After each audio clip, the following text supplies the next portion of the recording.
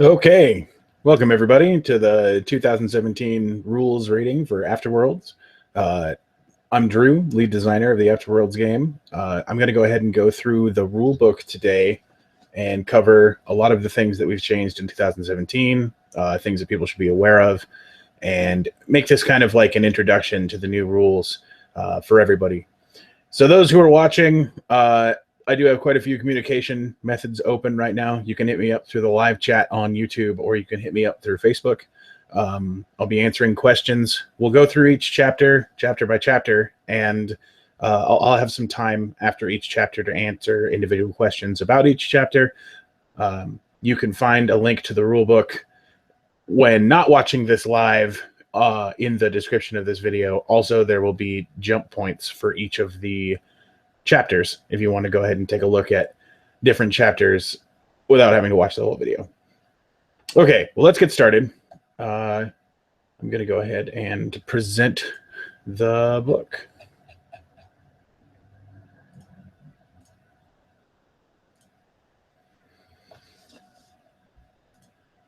All right, everybody should see my Afterworlds 2017 book. This can be found on Google Docs right now. It is available as a document. Soon we'll be releasing it as a PDF, and there will be print copies of this available for sale this year. Bound print copies. So 2017's rulebook, we did something that we've never done before. We included some information on the licensing of the Afterworlds game. This game is developed to be able to be played other places other than just games that I'm running. So the Afterworlds rule system is free to use, and anyone is allowed to play these, but we do not assume any legal responsibility for anything you do while playing with these rules. And the book can be distributed freely, but we ask that if you make any modifications, you share it with the community, and it will also be released free. But we do retain all the rights to Afterworlds, its logo, and any intellectual property of the Afterworlds Events and Entertainment Corp company. Let's go ahead and move on. All right. This is just table of contents. We'll essentially be covering everything here. So the introduction chapter went through a little bit of wording changes. What this chapter is to try to get people who don't know what Afterworlds is or what even a LARP is, and hook them into the setting. Honestly, this is the sales pitch of the book, and I'm not really going to cover much of it because if you're watching this, you've likely been hooked. So we're going to move directly on to the rules and guidelines. Couple of things that have changed in our rules. Don't be a dick is still our first rule. Always has been, always will be. The game is designed to be 18 and over. Of course, people can change that if they run an event by themselves. Our insurance and the way that we run the game is based around 18 and over because we do cover some pretty adult topics. We don't allow animals on the site. A lot of this is based on the game that we run here. But if you're interested in running another game, these rules can be changed, and you can post them yourself. We don't mind if you change these. So the hold sign, we've given a little bit of a demonstration on what it means to, or the hold sign, the out of game sign. We've put a demonstration image in here so that people can't get confused on it. And hold has been reworded to be a little bit more important sounding. Make sure that everybody knows that hold is for emergencies and that fire at will is the call to turn a hold off. Weapon improvisation has never been a problem, but it is still covered here. I'm going to go ahead and leave most of the reading for this chapter up to you. I will take a moment here. I haven't gotten any questions yet because this is a pretty simple chapter. But if anybody does have any questions, just go ahead and say in chapter 2 from here on out, and I'll drop back and answer those questions. But now we're going to move on to some of the big meat that has had the biggest amount of change in this game. So One thing we've always tried to do is include a flowchart that makes it easy for you to figure out what is happening in combat.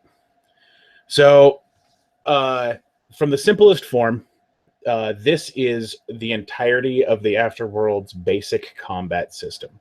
Perks, talents, abilities, items all edit this flowchart, but normally this is how everything would work. If you were brand new, had no perks, no talents, anything like that, this is the baseline.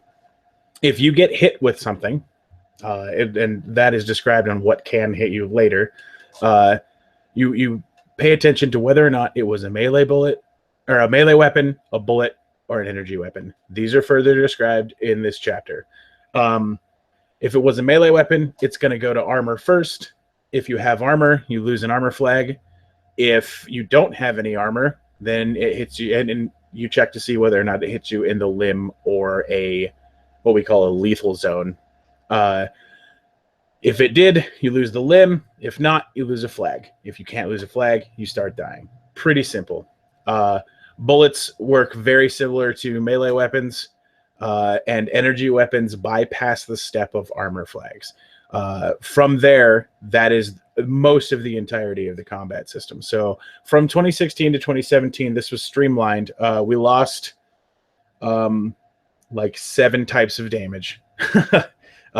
Different things are now status effects, and status effects are handled differently.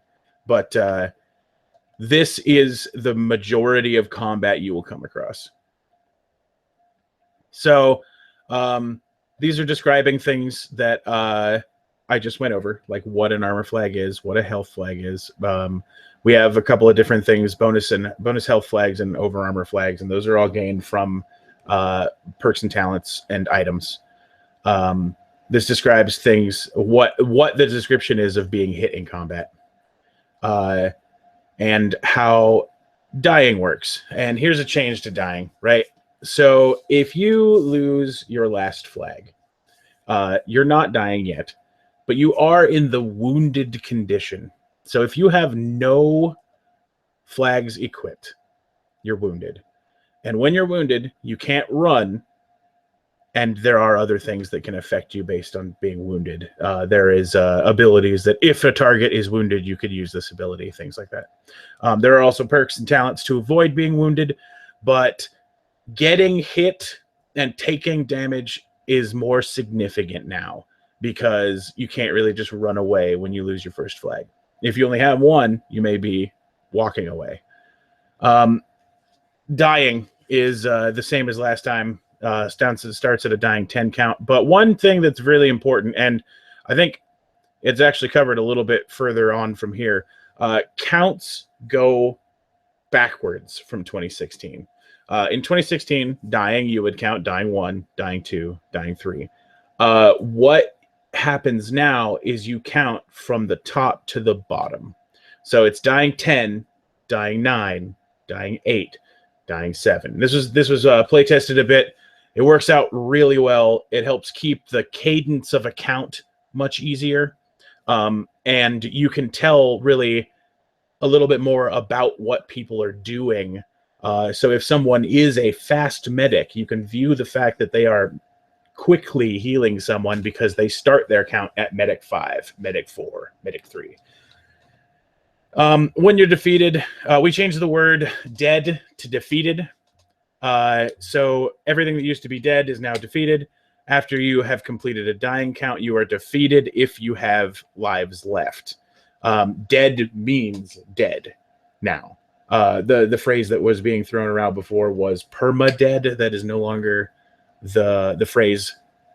It is now dead. If you are defeated more than 3 times an event, this has always been the rule, but it's been a little bit shady because people associated the third death with the final death. It's actually if you're defeated more than 3 times, your character is dead. So technically you have 4 lives an event. Those go fast. Dead folks tell no tales. We reworded this a little bit so that it sounds better.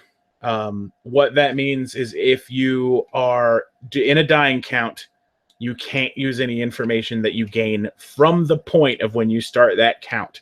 So if you weren't paying attention and a bullet hit you from nowhere and you had no idea and you stopped dying, you cannot tell anyone about who it was that came up and looted you right afterwards. That is a violation of rule number 1. We defined healing a little bit better, what that means to be healed, and that is the ability to restore health and armor flags. We're considering armor repair a form of healing for certain abilities. We've changed the way that armor works. So armor in the past was, if you had armor equipped, the areas that are covered by armor were the parts that were protected. It worked from a reality situation, but it ended up getting used a lot, that people would just use up their armor flags regardless of where they got hit. And we just decided, instead of fighting against that like we've been fighting against it for 3 years, we're just going to embrace that. So if you have armor flags and are wearing armor, you use your armor flags first and then use your health flags, regardless of where the bullet hit. So if you get hit in the face but are wearing a helmet, you're still fine. If you get hit in the face and are wearing leg guards, you can still lose an armor flag. Armor is just a physical barrier. It doesn't matter where you get hit. And this allows for better costuming, which is one of the most important things. It allows for a little bit more, a little better, a little more Mad Max feel in your costumes, so that you can have just, one leg, one arm covered and feel a little bit more badass. But the way that the amount of armor flags you get is calculated is changed as well. Instead of just based on what type of armor you're allowed to have, we have what's called an armor score. So there's a calculation chart here. If you have heavy or light armor, you can have 2 armor, right? If you're heavy and have 2 points of coverage. You can have 1 armor if you're light and have 2 points of coverage. Points are scored based on limbs that are covered with armor. And if your armor is decorated appropriately, repurposed materials, you have something that is not armor integrated into your armor, like a welding mask used as a pauldron, or if you've taken the time to appropriately battle damage and weather your armor, you will be granted a free point. So in this case, if you were trying to create a character like, say, Max, you could in fact be wearing armor by having 1 leg brace and the rest of your gear is apocalypsed out. At that point, you have the 1 leg brace point from 50% coverage on your leg, and then 1 point from having appropriate apocalyptic armor. So let's see. If you have any questions about that, feel free to contact me. Let's see. Okay, here's the thing about the countdown, right? Counts and calls. I guess death, dying count is the only thing before this that's ever listed about counts. That should be okay. So damage keywords, we've moved from colors to the melee attacks do not require an attack call. Just hitting someone is good enough. That counts as a hit.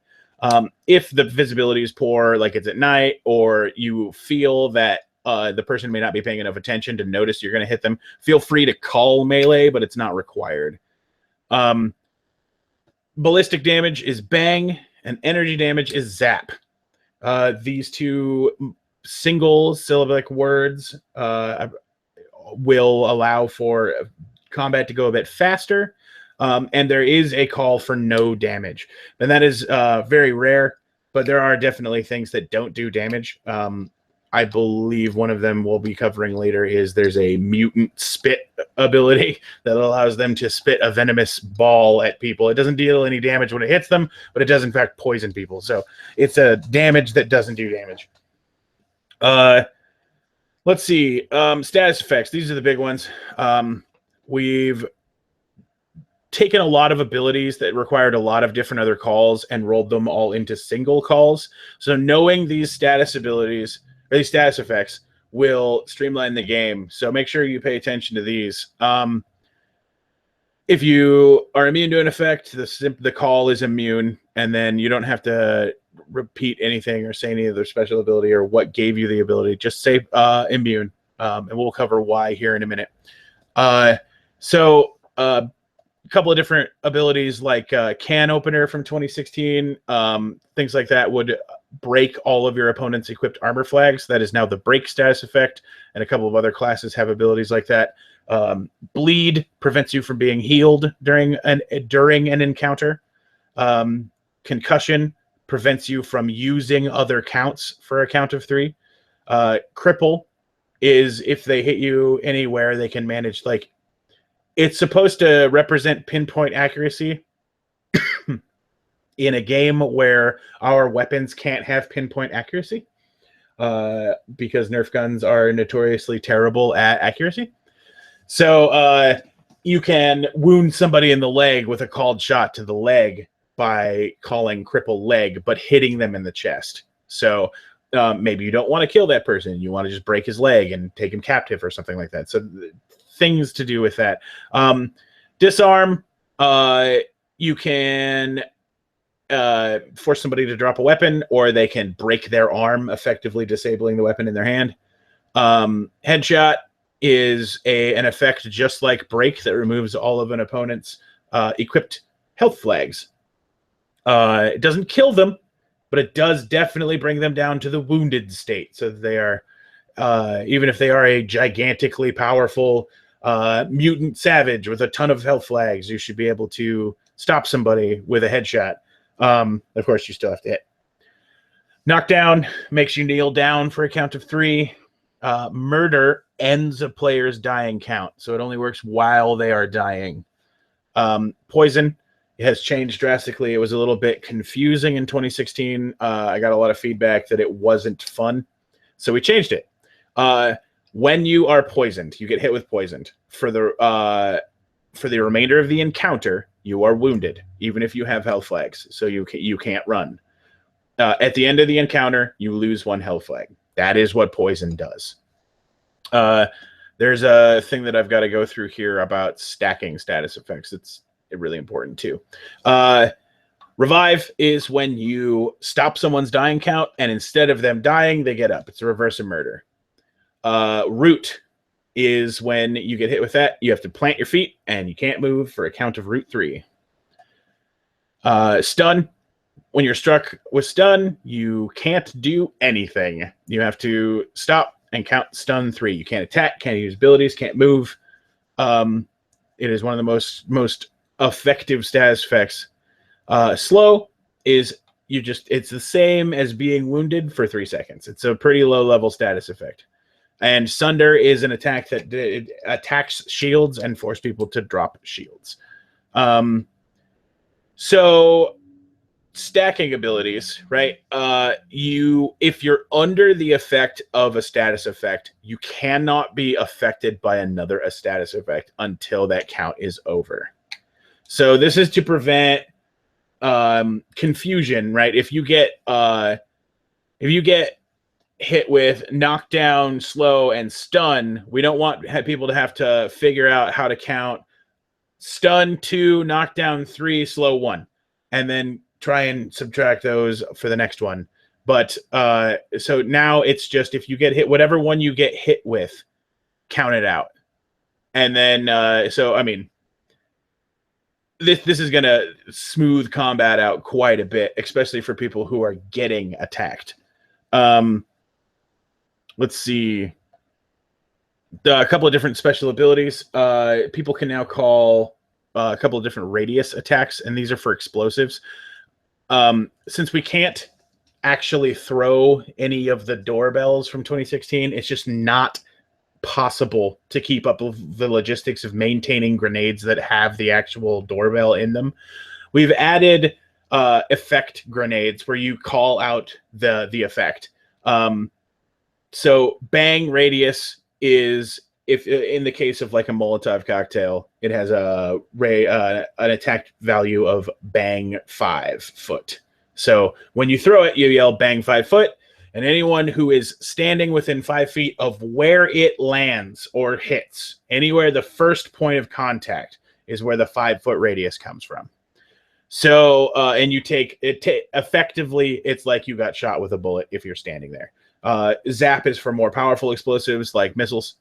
There's the fear and terror abilities, which are very rare, only for incredibly high level boss type characters. But they definitely exist, so that happens, causing people to have to run away for a count of fear, or making it so that they can't do anything against the person who called terror for a count of 5. Ding dong is our normal sound effect explosives, which are used for crafted explosives, traps, things like that. Those will still be around. They just won't be thrown because it's impossible to keep up with those logistics. Radiation has changed. So radiation no longer instantly kills people, but it is really shitty to be in. If you're in a radiation zone, you can't make counts, can't make calls other than zap and bang, and you can't receive healing, and that includes from perks, items, or talents. You cannot run in a radiation zone, and if you're immune, then none of these rules work for you. But this does remove a little bit of the infinite protection from people who are immune to radiation being in the radiation zones, but it does still give them protection because people who aren't immune to radiation zones attempting to enter their area are going to be at a severe disadvantage. The immune call is whenever anything makes you immune to something, you call immune. I think I glossed over it, but we are definitely going to try and stress people using the calls hit and armor when they take health flags and armor flags. Those have been in the rules for years, but we're going to really stress those being used this time. This is the same set of player versus player rules as last year because they're actually pretty good. And this is the explanation for the no longer having to call like immune, say bunker, or immune rat titan. Saying why you're immune to something. Just trust that the player who called immune is immune to it, unless you think that there's got to be no way that he's immune to that because it doesn't make sense by the rules to your opinions. The person who is calling immune should know why they're immune. And if you have problems with what was called, just report it to staff. Let staff know. Either we'll show you why they're immune, or we'll work it out with you. Like if you totally got cheesed by somebody and don't have and are not having fun, we'll take care of it. It's just, yeah. All right. Same as last year, and then that ends the combat chapter. So I got a couple of live viewers. If anybody's got any questions, feel free to ask now. Anybody who's not watching live, feel free to email me about the chapter. I'll explain anything that you'd like. One thing that was changed, and it will say actually a little bit about on the perk itself, but since it's right here and I'm going to cover it. The Sandman and Light Sleeper perks are now exclusive. Players with Light Sleeper cannot take Sandman, and players with Sandman cannot take Light Sleeper. So if you're going to play the game, you're going to play the game. All right, I'm not getting any requests in, so I'm just going to keep moving on. Let's see. Chapter 4. We've actually got a little bit of a Chapter 4 now.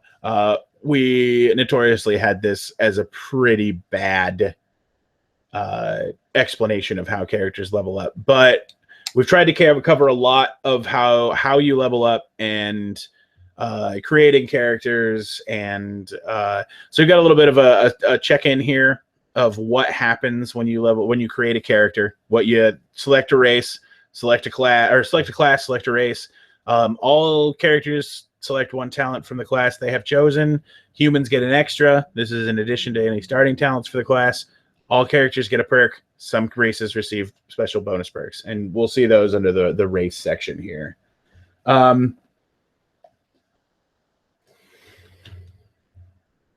Question from Arbeck Owen: Rad Sponge will still exist. We'll cover that in the perk section.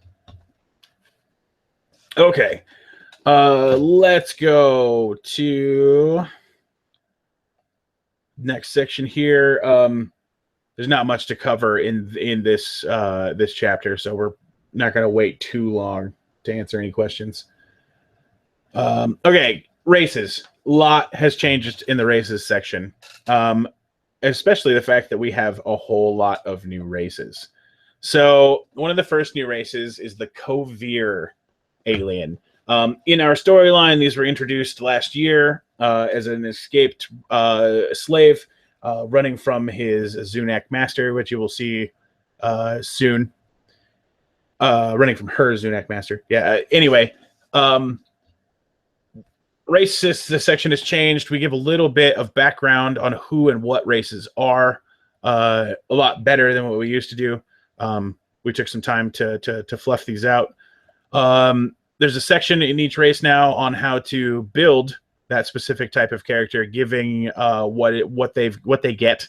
Kovir themselves get extra health flags to start the game with.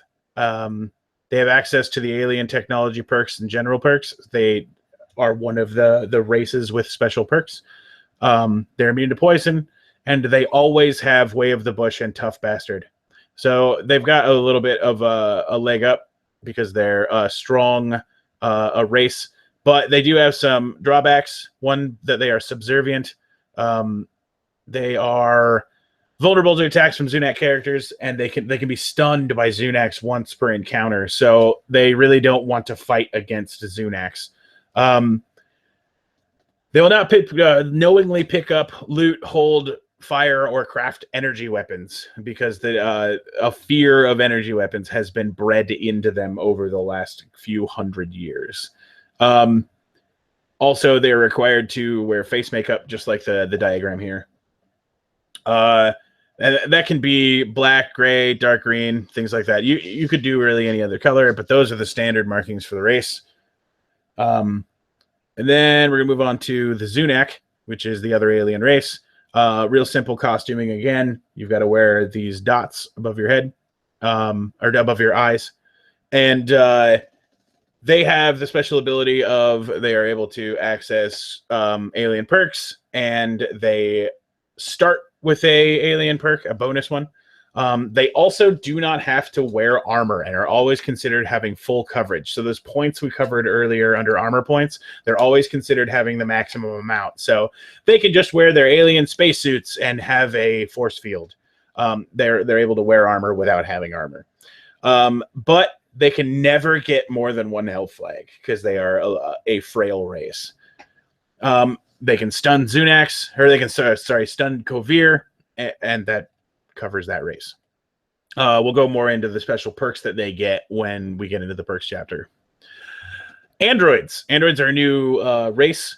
Androids are a difficult race to roleplay, but have some really, really awesome possibilities. So they are artificial humans that have access to android perks, but they also have a control chip. Now that's really important based on some of the things that happen in the rest of their abilities. They also start with the perk Scout because they're able to scan people, right?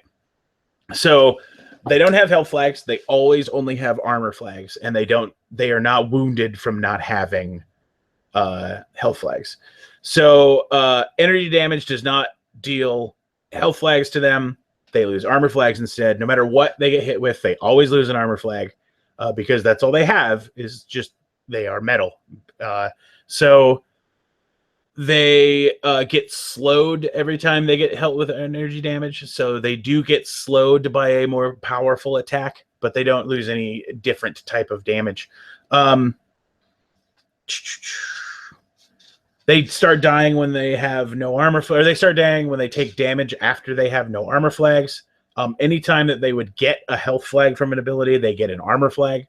They count as having full armor all the time, kind of just like the force field, only they are armored. They're immune to poison, and other things that humans are vulnerable to, or to living creatures are vulnerable to, like headshots, concussion, fear, poison, bleed. Let's see, they're immune to radiation. But here's where it gets to be. See, they're a little straying, right? Hold on.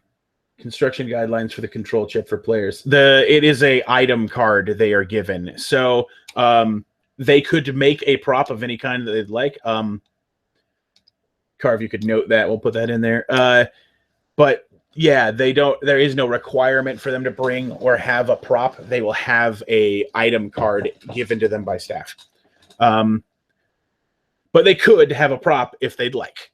So let's see. Safety protocols. They can never attack humans unless they're defending humans who have their control chips. So this will be easy to determine what race people are, because there are different colored character sheets that characters will be wearing around their necks to determine what race they are. There's a couple of different examples where that's going to be changed, but we'll cover that in the perk section. So they cannot participate in an attack against a human that your controller initiates unless your controller is damaged. And if a human that you have attacked surrenders, you have to accept that surrender. And these are all part of the human. This is part of the programming given to them by the humans when they were created before the apocalypses. So there are lots of perks to affect this. Like, it sounds right now that like they would have a trouble being able to do much, but when you take a look at the perks that they get, there is definitely a lot of options that the androids can do. To cover Gamer News Party question, kinda. Right? Like, so there's some perks that they, or his question is, can they be hacked? Right? Kinda. There are perks that they can get to alter their programming, but we do not have anything that allows another player to hack them. We were working on something, but we also tried to get away from it because it could lead to some issues. So this is the costuming for androids. They've got to wear these markings, these lines across their face.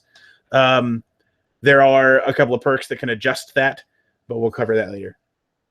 So do we have any other questions? Oh, no. This isn't the end of the chapter. I'm jumping ahead a little bit. All right, humans. Before, humans used to get a bunch of random bonus perks, but we have given them a talent at level 1.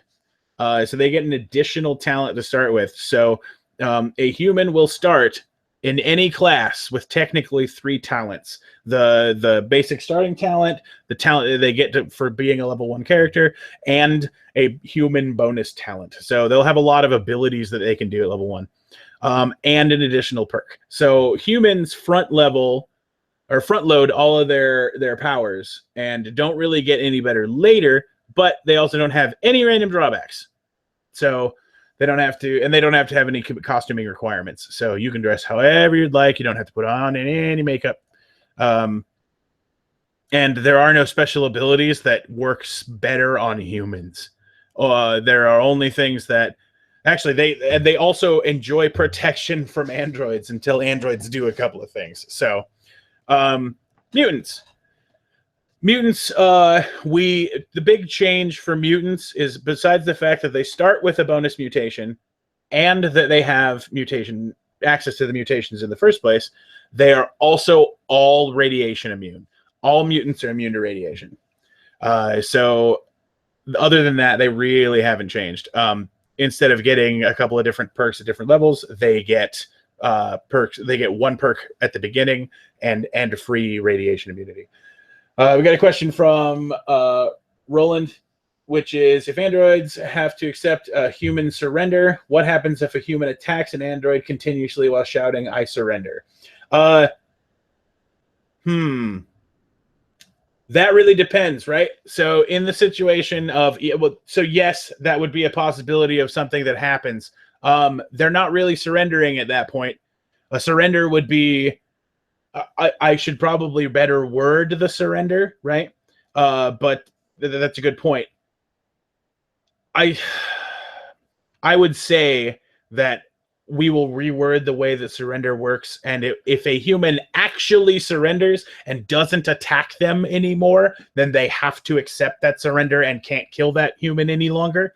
But if a human continues to combat or to fighting while surrendering, that's not a real surrender. So we'll reword that. Oop, my chair gave way. Just a sec. Okay. Okay, so we're going to cover the next one. Unturned. Unturned have had a massive change. Both good and bad. Really good on the feel of the Unturned, I believe. They did lose a little bit of power, but they also gained a little bit of power, and there's some changes in the way things work. So Unturned are our version of an infected human that hasn't lost their intelligence. If you feel the idea of Fallout, there are ghouls, but they're a little bit more sinister than a ghoul. The all unturned are radiation immune. All unturned start with cannibal, and all unturned have access to infection perks and general perks. Unturned can't be cannibalized unless someone has a special perk that allows them to do so. I actually need to note to mention that here. But they are also not a valid target for medic, transfusion, or surgery. So they can't receive healing from medics unless that medic specifically has the necrotech ability. And that is deep into one of the other talent trees. So it'll be a high-level medic that is able to do things like surgery on Unturned. So an infected or an unturned is infected, and that means that they can't be targeted by mindless monsters if they pretend to be a mindless monster. They'll just be accepted as some of the other zombies. So when an unturned dies, instead of getting back up once or twice, or depending on how many perks they have, they instantly turn into a monster. So this monster is called a turned. It has 2 health flags, or it has 2 health, right? So it doesn't have any flags, but it can take 2 hits before it goes away. It's non-intelligent. It's feral. The only thing that it can do that it non-intelligent can't do is that they can try to use their cannibal perk on any dying character near them. If they successfully get a flag from feeding, they get back up as a living unturned. So they start to lose themselves into the zombie madness, and then they manage to come back from the brink, and they've eaten their best friend. So little bit better feeling. There's a reason for people to not truly trust the unturned. They're not just a super powerful version of a human. They are, in fact, different and feed on humans. Their only reliable way of healing is through cannibalism and things like stim packs. Let's see. They lose access to all of their abilities when they're unturned as well.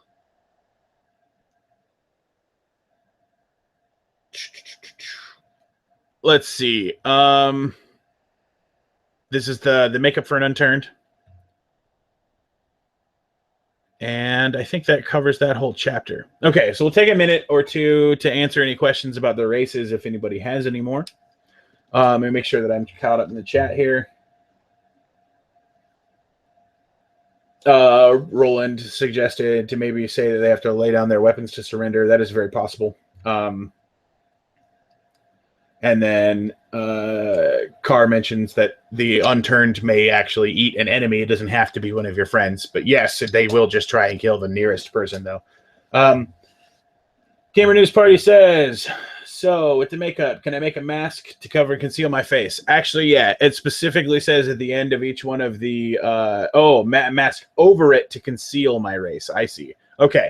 So, yes, if you are wearing the markings of your character and are concealing your race, you could probably do that, right?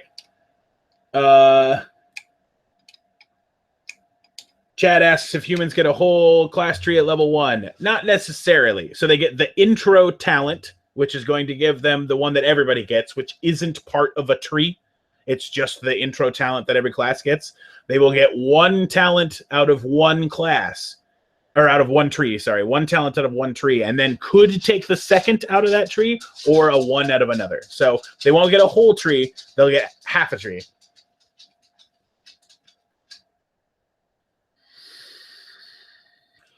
Carr says that people in masks can't be trusted.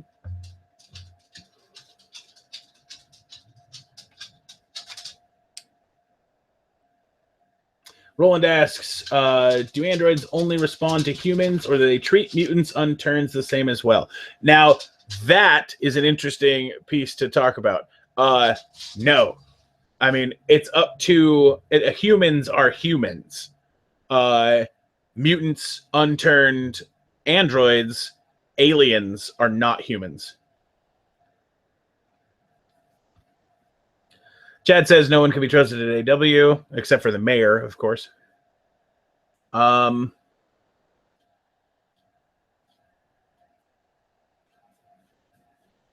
a little bit more, get a couple more questions if anybody's got them.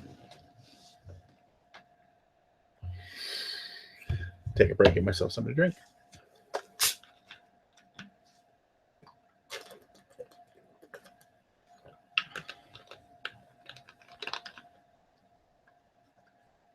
Okay, so I don't really have anything else. I'm going to continue on. We're going to move to Chapter 6, the classes. Now, these, we haven't gained any new classes from 2016, but every class has been drastically changed.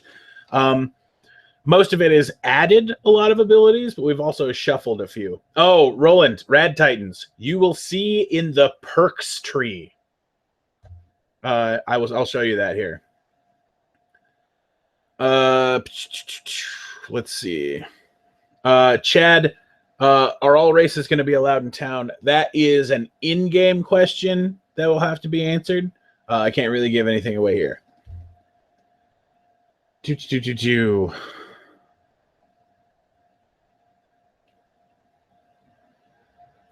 Let's see. All right, so engineer. All engineers start with armor repair. And that's normal. That is their starting talent. And the three trees are combat engineer, handyman, and armorer. The combat engineer before used to have a couple of abilities. The only one that anyone said was useful was can opener. So the way that trees work in talents now is that you can get the intro talent without any prerequisites. You can get one of the two next talents by having the first talent, and then the third talent requires the first talent and at least one of the second two talents. So you can go all the way to the end with 3 talents, but you can also spend 4 talents to get all of them. So yes, Arbeck Owen said, I thought you said can opener has a new name. Can opener is just the name of the talent. Can opener, once per encounter, you can add the break status effect to a melee attack. So once per encounter, a engineer with can opener can just call break on the attack. So yes, it has a new name in its effect. It is still on your character sheet called can opener. You're never going to be calling can opener at anybody. You're just going to say break. So a lot of abilities have done that, where your ability used to have one of 50 different new calls. We took away a lot of the new calls and just simplified them down to what they do. And most of them are just a status effect. So let's see. Armaments gives you some crafting recipes for combat engineer. You get 3 for 1 talent, whereas anybody but trader gets 1 for 1 perk. So this is a way to get a small load of defensive ability or defensive engineering crafting recipes. And then you get can opener, which allows you to have break once per encounter. Bunker, if you're behind a man-made physical barrier, like a large wall or piece of furniture, you are immune to ranged attacks that originate from the other side of your bunker. So this needs to be a wall. This needs to be a piece of furniture. This could be a car, right? If you're on the other side, you're immune to bullets from the other side. Now, it doesn't mean you're immune to melee attacks or bullets that come from your side. So it's a pretty good defensive ability, but it's not unbreakable. But shrapnel is when you lose an armor flag, you can throw the flag at people, and if you hit them, then you can call knockdown no damage. It lets your armor blows off of you and hurts people by knocking them down. It's kind of fun ability. Handyman. Handyman is the crafting tree for the engineer. Lets you get some recipes. Lets you get some crafting ability here. Lets you substitute parts for some stuff to so say you needed to make a power cell, right? You could substitute a couple of other pieces to lets you substitute a couple pieces to complete the crafting recipe. Gamer News Party asks, does Bunker spread to allies or just for you? It is just for you. It is a thing that only you can do. Let's see. Scrap. Engineers can unmake things. So if you loot a pistol from somebody, you can tear it down for base components and use it in other crafting recipes. And then demolitions gives them some high value crafting recipes and increases the radius of any Molotov grenade or missile that they use by 5 feet, which is pretty damned good. Armorer. The armorer engineer can get extra health or armor flags added to them. They can add armor flags to other people with over armor flags. Those aren't permanent upgrades, but they are temporary upgrades until it's lost, of course. Quick Fix allows you to pull your repair count down from 10 to 5. And Custom Fit increases their armor from light to heavy.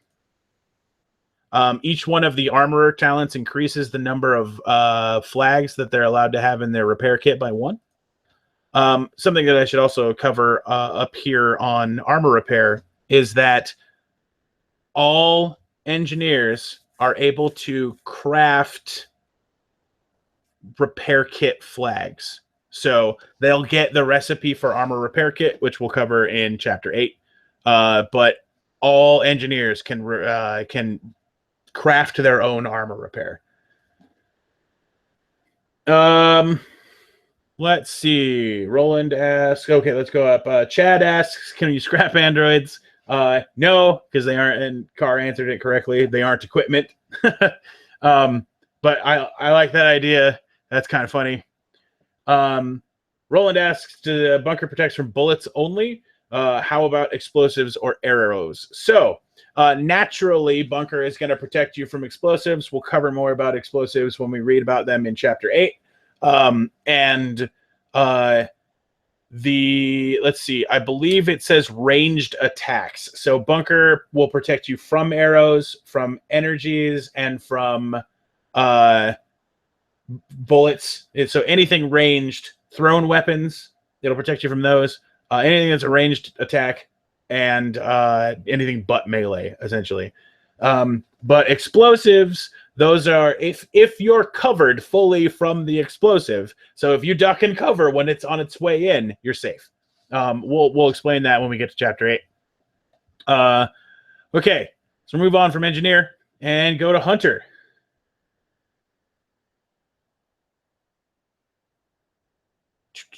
So Hunter, their starting ability used to be called Shot Slow. When I asked a couple of the hunters of how they felt about that, no one ever used it, right? But it did still fit into our game. Called Shot Slow is a low level ability to prevent somebody from getting out of there is really good. But it wasn't useful for anybody who was doing any of the other hunter talents or trees. And what we decided was that we moved that into the Deadeye tree because Deadeye has some really good abilities. So it's got a lower level starting ability that moves into some great abilities. But now hunters have Escape Artist that allows them to call escape instead of suffering the effect of a single stun, root, or slow. So it's a one time per encounter avoid a single status effect. And now it doesn't stop the damage, right? If you attack somebody with bang stun, they would still take the bang, but not the stun. Then Deadeye talents. So, like I said, Called Shot Slow allows them to count with Called Shot. So aiming 2, aiming 1, and then slow. And then they can call Bang Slow or Zap Slow, whatever they end up using. Root, Disarm, and then the ability to run while making these calls. Normally you have to plant your feet, but now you can move and do whatever you'd like if you go all the way through Deadeye. Wasteland Ranger is Waste Ranger, sorry. Waste Ranger is a more of your standard like ranger type feel of a character. It gives you scout and the ability to retreat without taking any damage. You make a retreat count, and while walking backwards, you don't take any damage, but you're not immune to status effects. So it lets you kind of get out of a bad situation. And then Feign Death lets you try and trick people into thinking you're dead. And then the ability to Called Shot with a cripple attack. And then Called Shot Headshot, which is the replacement for white darts. So they could do this as many times as they'd like, but it does have a called effect and it can't kill anybody. It only brings them down to almost dead. So they are a ranged support class instead. They are no longer a powerhouse that just walks around threatening death on everyone in the entire wasteland. Take a break here to answer a couple questions. Chat asks, do the called shots have to damage or have to have a damage call connected to them? Yes, because they're gonna be used with a projectile attack. So Car says, yeah, Chad, it would definitely be aiming 1 or aiming 2, aiming 1, slow or bang slow, or bang disarm, or bang headshot. So the trapper, we used to just have the trap, the rope trap, as a single talent in the tree that no one took because it didn't seem very good. But when we turned it into a tree of its own, and I've personally play tested this character, this is a super fun version of the hunter. Instead of being a ranged support character, he becomes an area control character who excels at ambushing and things like that. So Bag 'em and Tag 'em gives you Monster Lore 1 immediately, and the ability to use a trap, which is a 10-foot set of a line of rope that you can line up in a circle. And then if anyone steps inside of the circle, then they can be called trap knockdown on. So you can wait in a bush and wait for somebody to run by and yell trap knockdown, and then they immediately have to make their knockdown count, and that's plenty of time to put a lot of rounds into them with a shotgun. Taunt is the ability to control the effects of non-intelligent undead, or not undead, non-intelligent monsters. You can try and get them to attack you instead of your friends. Sturdy Trap lets you reuse your trap more than once. And Vicious Trap turns the trap from a knockdown into a cripple legs, which will break both of your opponent's legs when they step into it. That can be super, super, super brutal. Any more questions about Hunter?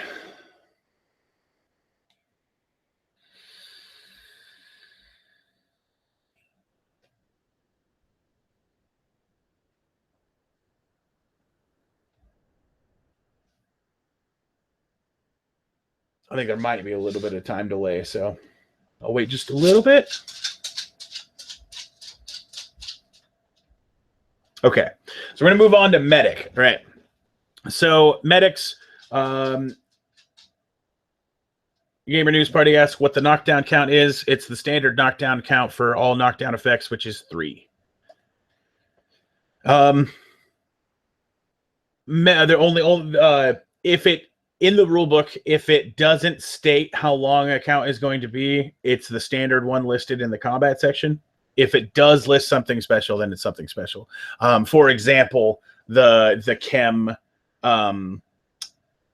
haze has a knockdown 30 count that is used on you when you take the chem. All right, let's see. Chad asks, general question, being immune to a call, does it also negate the damage associated to the call? No. You are only immune to the damage if you are actually immune to the damage. Being immune to a status effect does not make you immune to the damage associated with it. Also, the other direction. So if you are immune to damage, you are not immune to the status effect that is carried with the damage. So you have to be immune to everything to be immune to everything. All right, so medic starts with 2 starting talents, and it's because of the role that they're in. Their first starting talent is they get an extra health flag. This is because they don't have any armor, and they are pretty vulnerable. And they also get the ability to heal people, right? They can go up and restore lost health flags for people. Their talents are Combat Medic, Quack, and Wasteland MD.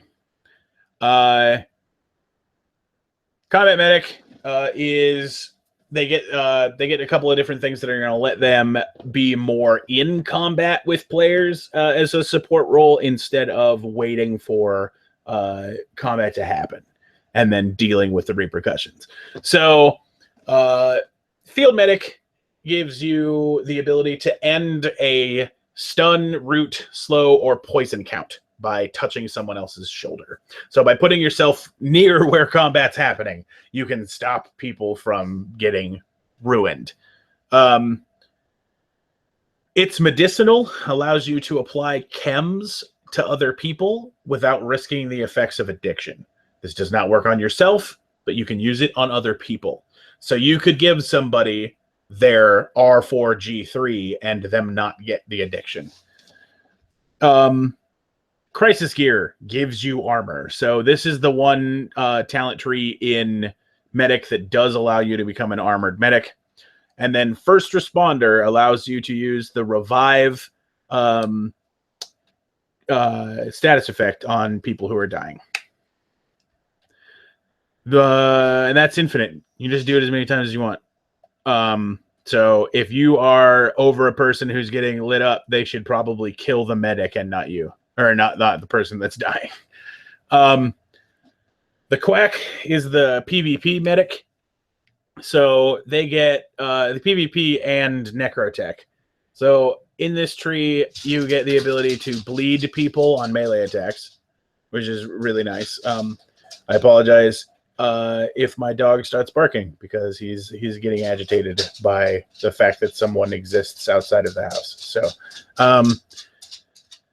So they get the ability to poison people with weapons. They get the ability to bleed people with weapons. They get the ability to heal the unturned, and they get the ability to use the medic or the murder ability on people when they're dying. So this is the medic that gets status effects and things like that. The Wasteland MD is the opposite of this, and mostly for people who aren't in combat. They get the ability to restore damaged limbs. They get the ability to transfer flags from one person to another. They get the ability to heal faster, and they get the ability to restore all of someone's limbs and all of their health flags by making a count over a period of a minute. So Medic didn't change as much. They just had a bit added, right? So they got, I believe Necrotech was added. Malpractice was added. It's Medicinal was added. But a lot of their abilities are normal because the medic was pretty simple and worked out really well. Rogue. Let's wait for a second. Actually, any further medic questions?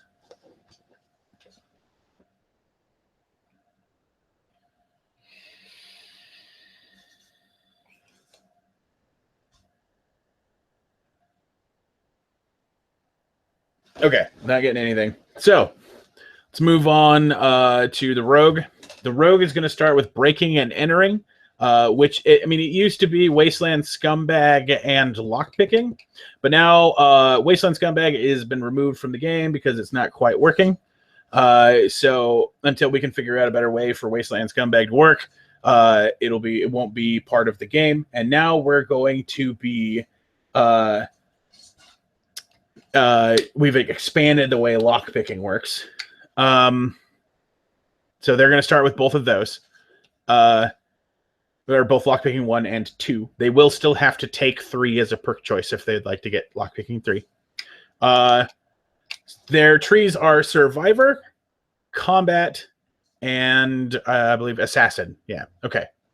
So the Survivor talents focus on not dying. A lot of this entire tree was added because rogues used to have a bunch of abilities that dealt with color damage, and that is no longer a thing. So they now have a survival tree, a damage tree, and a random tree. So the Lucky allows you to, the first time you take damage in an encounter, you can call immune. It negates the damage and status effects of that damage. This one ability allows you to ignore both damage and status effect from the first thing that hits you as a rogue. So you can't choose which one it's going to be. So if it's just a random bang attack, then you ignore that. And then the zap stun that comes afterwards, you're going to have to take. So their second ability is Scapegoat, which is a reason not to hang out around rogues. So once per encounter, when you get hit with something, you can reach out and touch one person within arm's reach at the time that damage was taken and give them that damage instead of you. It's like a reverse offensive version of Bodyguard. Though the person that did the damage to you cannot be the target of this. It does say that here. You cannot use this on the person that originally attacked you. But you could give the zap stun to his buddy that is within arm's reach of you, or your buddy that is within arm's reach of you. Danger Sense makes once per encounter, you get, and if you're within the range of an explosive, you are immune to bang radius, zap radius. Those two abilities.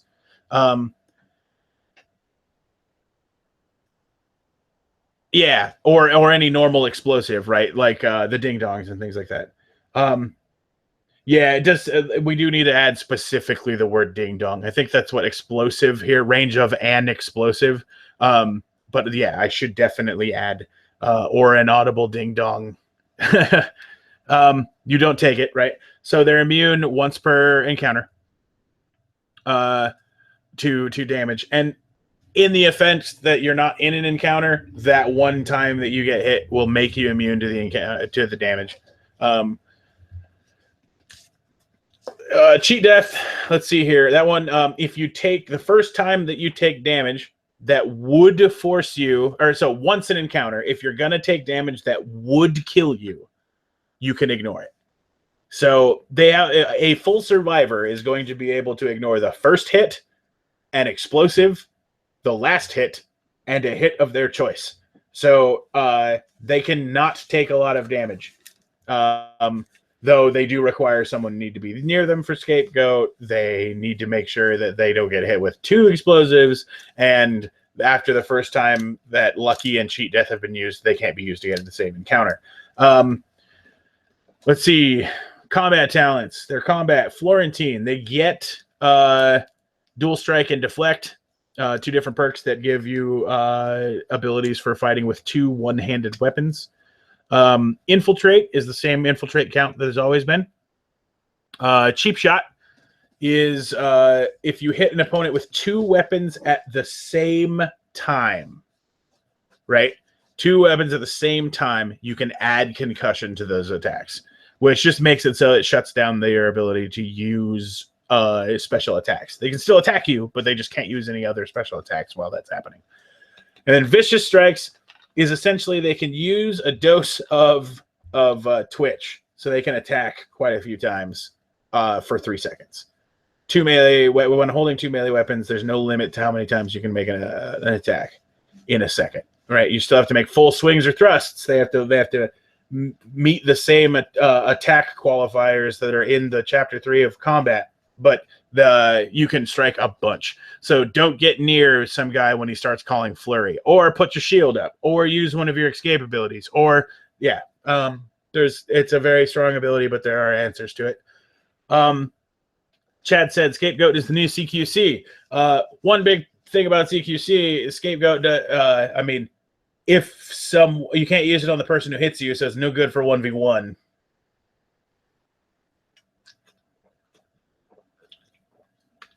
And the opponent's got to use something cool on you for it to be really good. Otherwise, it's just you can transfer the bang once. Assassin gives them the ability to poison melee weapons. Backstab gives them ability to use stun if they attack from behind. Acupuncture gives them the ability to, with thrown weapons, they can always call slow on those thrown weapons. And Execute allows you to use murder on anyone that you have made go into a dying count. So if you hit somebody and they start dying, you can just call murder and instantly end their dying count. Any more questions about Rogue?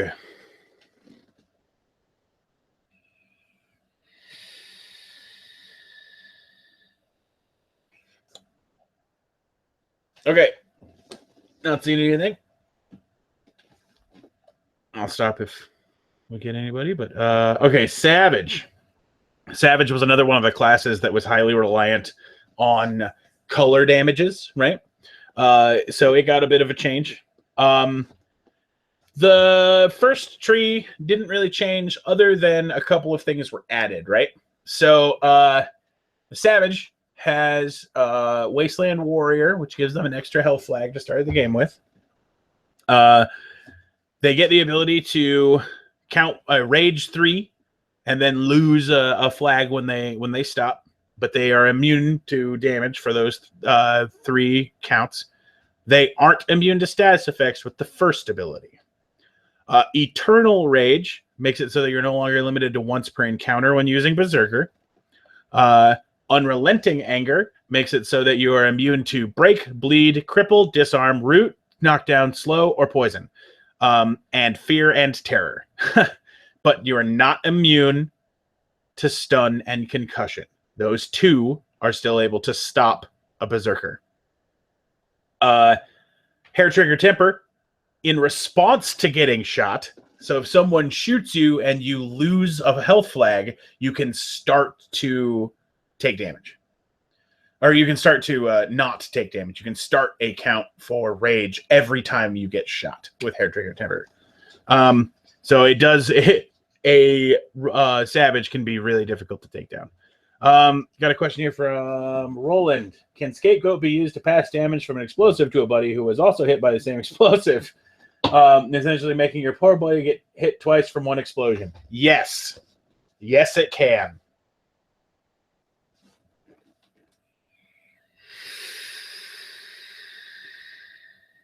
So, yeah.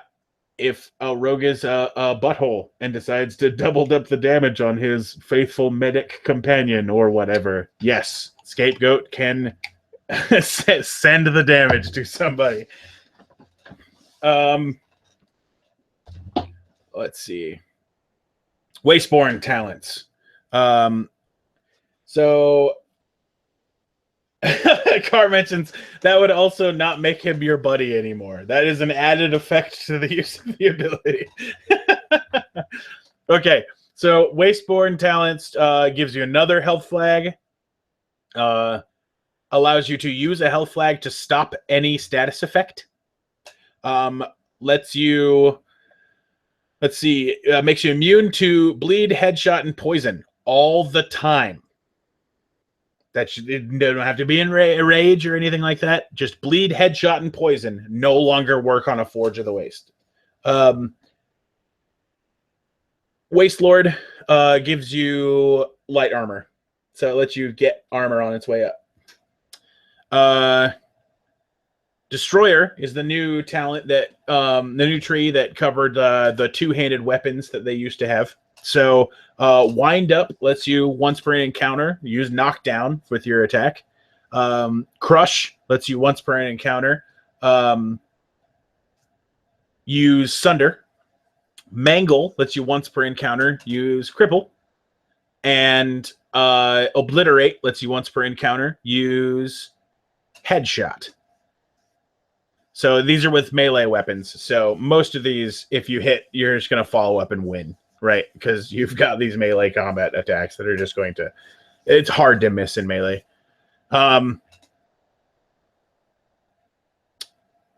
is the end of that tree, or that class. So we'll wait here for a second. Does anybody have any more questions about Savage?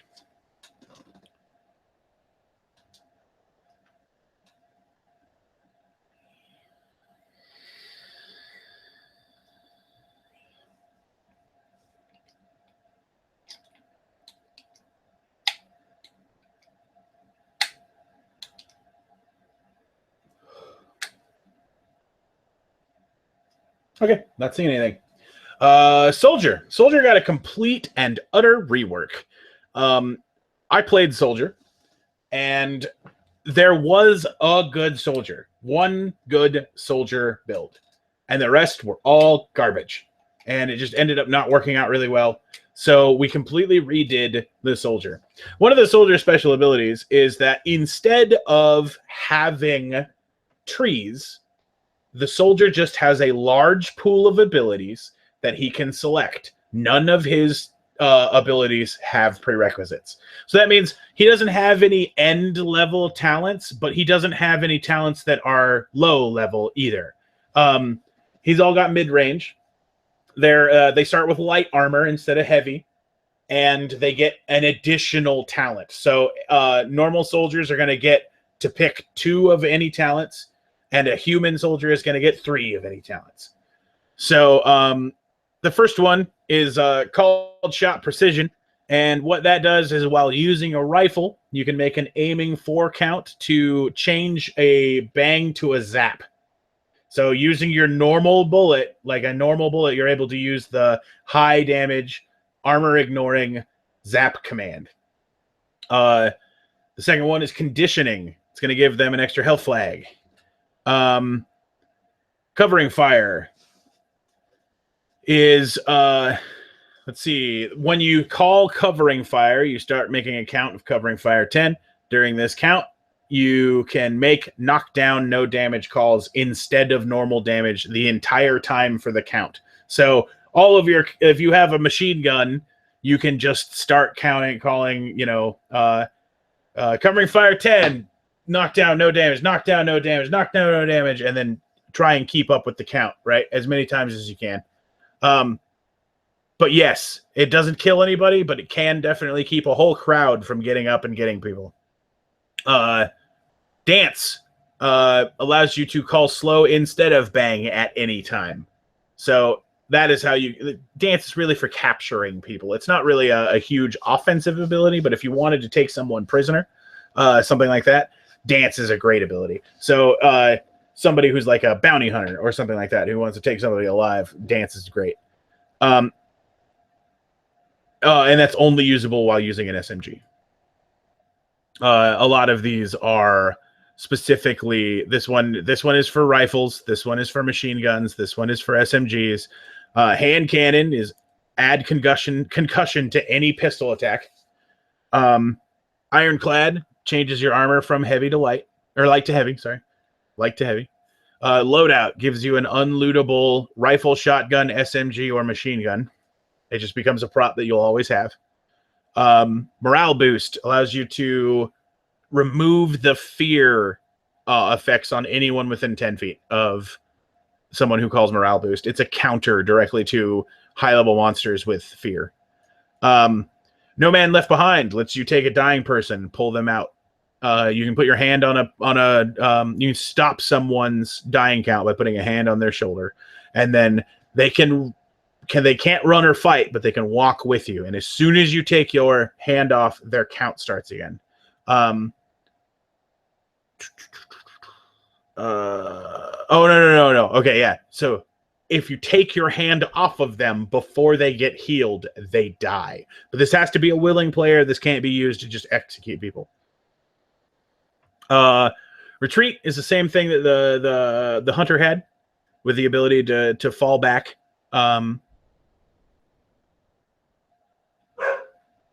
Let's see. Rocket Surgeon is their ability to be used with a rocket, grenade, Molotov. If you hit someone directly with the prop, then you can call headshot on it. So it's a really, really powerful like hit with a Molotov or something like that, right? Serrated Arrows allows you to add the bleed status effect to your standard damage when attacking with a bow.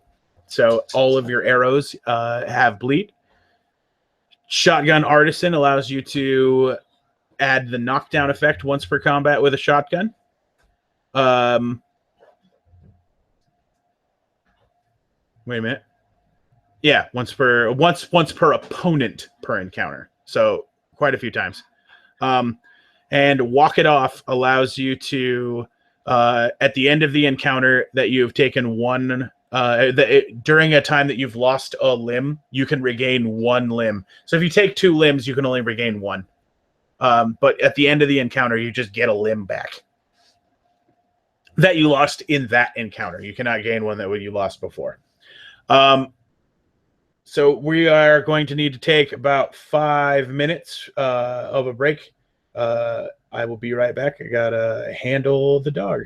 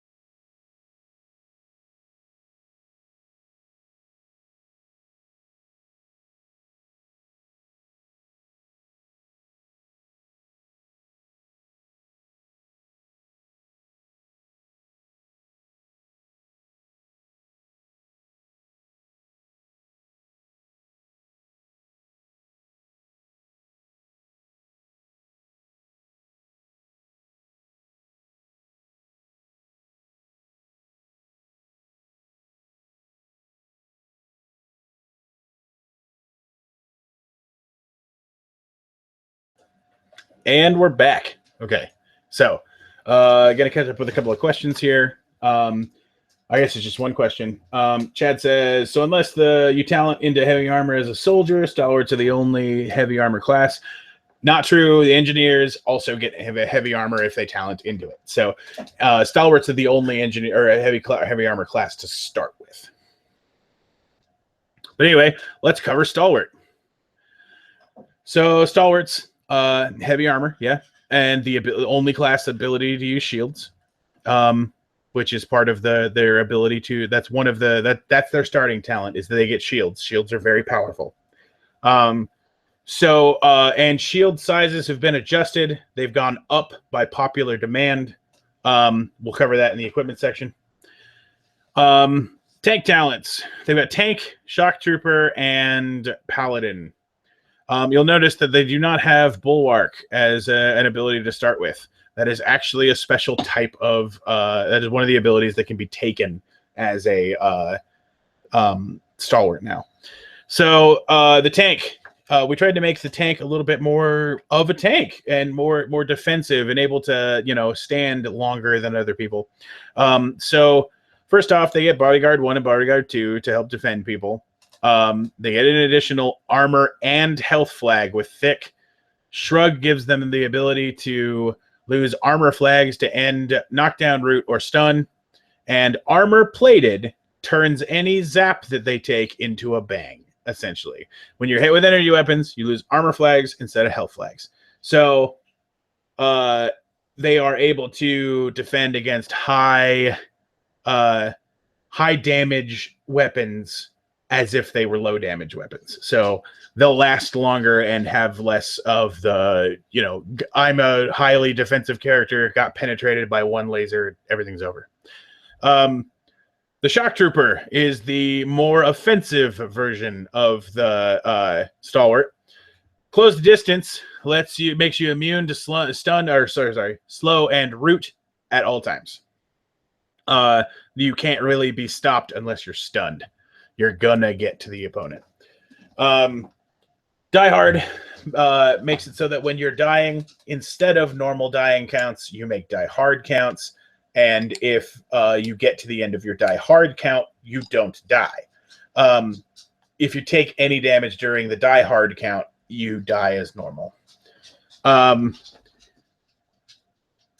There's a carriage return there that doesn't need to be there. I'll fix that later. Bull Rush is the ability to count charging 1 or charging 2, charging 1. And at the end, you can then run in a straight line.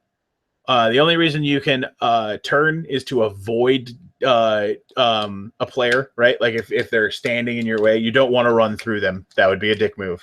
But you can avoid them and go back to your straight path. Just zap around them. But any attacks you make while running in that straight line have the knockdown effect on them. So you can knock down a large group of people. So if you hear someone yelling charging 2, charging 1, you probably want to get out of their way. And then stop resisting gives them the concussion status effect on any melee attack with a one-handed weapon that they make. Paladin is where you're going to get your bulwark, and it's actually the Paladin actually focuses all around the bulwark ability. Normally you get the Defender 5 count that makes you immune to damage but not status effects. The second ability allows you to move 1 step every count. The third ability makes you immune to knockdown, fear, stun, and root. Guardian allows you to share your bulwark with as many people as are touching you. So you can, at the highest level, protect a whole group for 5 seconds. And then that brings us to our most heavily edited class. But I'm going to take a second. Any other questions on Stalwart?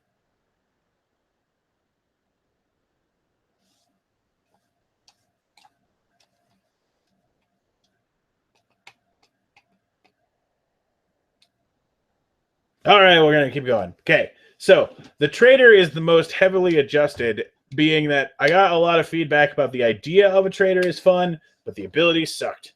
And that the talents were pretty lame, and that we've changing the crafting system, as you'll see in chapter 8. But so it needed a rework anyway. So I took advantage of that and just redid the trader.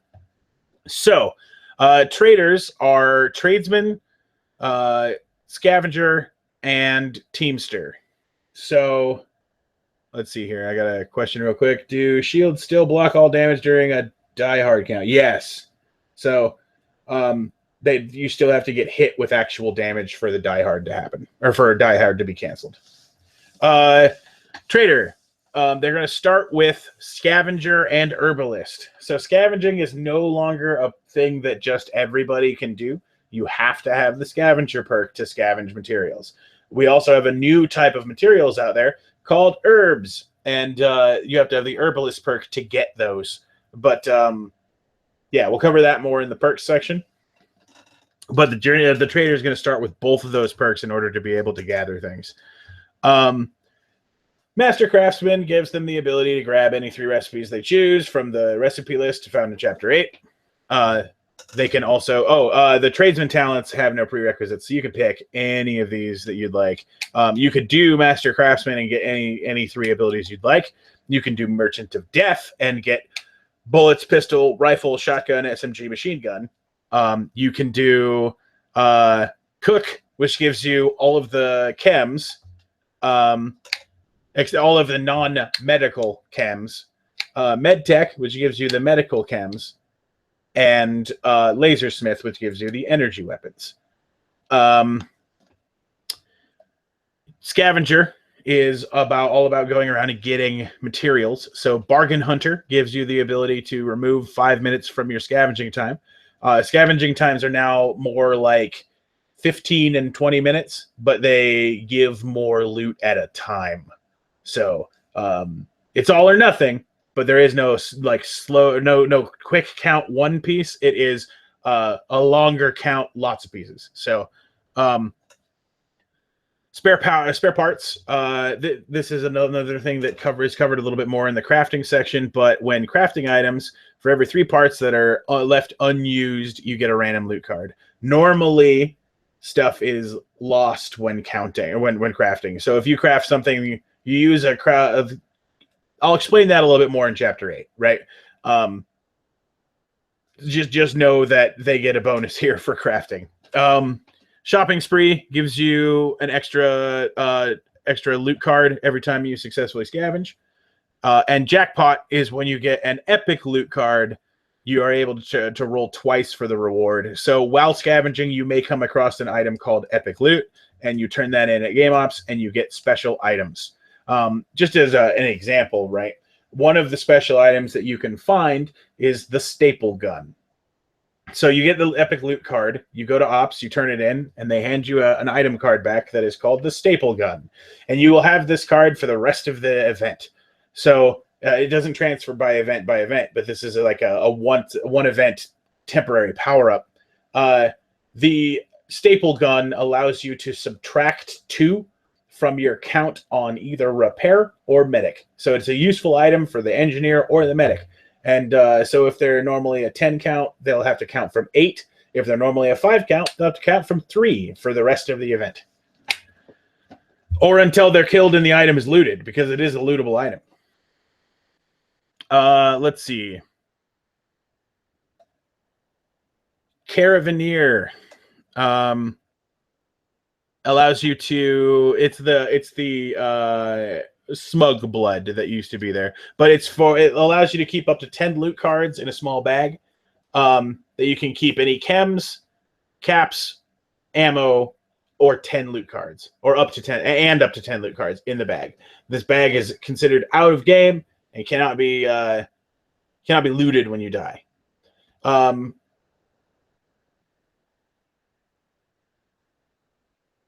Or scrap because you're awful. I don't know. Oh, gotcha. Okay. Anyway,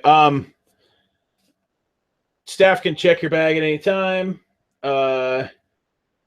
If they can ask you to, and then if you have more loot cards than you're supposed to have, the entire contents of the bag will be lost. So be careful with how much you put into the into the hidden areas that you have stuff hidden, essentially.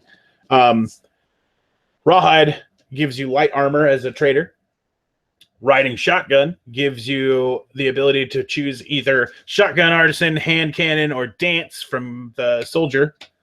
And claim jumper is an advanced version of the dibs perk. So you get dibs, and then if you chase someone off of a scavenging station, you can use dibs and take over the scavenging station. We'll cover that more in the perk section. But if you defeat a player who is using a scavenging station, you can dibs it.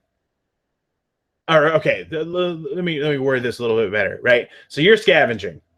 You can start a scavenging count and then stand up to 10 feet away from that count and still be considered actively scavenging the station. Usually people have to be physically touching it.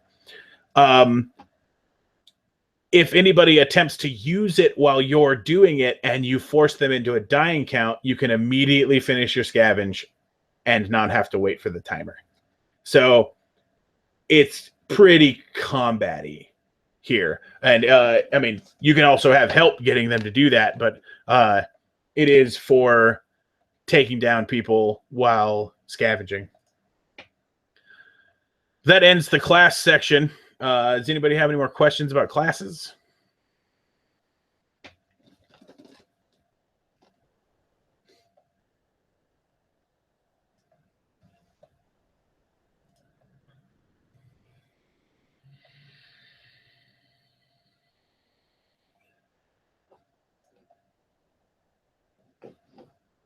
All right, I'm not getting anything, but we're going to cover into what is honestly the biggest section of the 2017 rules, the perks. So last time I counted, we had over 110 perks, and that is up from 42 in 2016. So a lot of perks, a lot of things that are happening, a lot of options for characters. Let's see. There's a special type of perk in here called cybernetic perks. We'll cover that here in a second. General perks are anybody has access to and can be taken anytime you're allowed to choose a perk. Unless it specifically says you get one, like mutant, unturned, or android or alien. And those can only be taken by their respective races.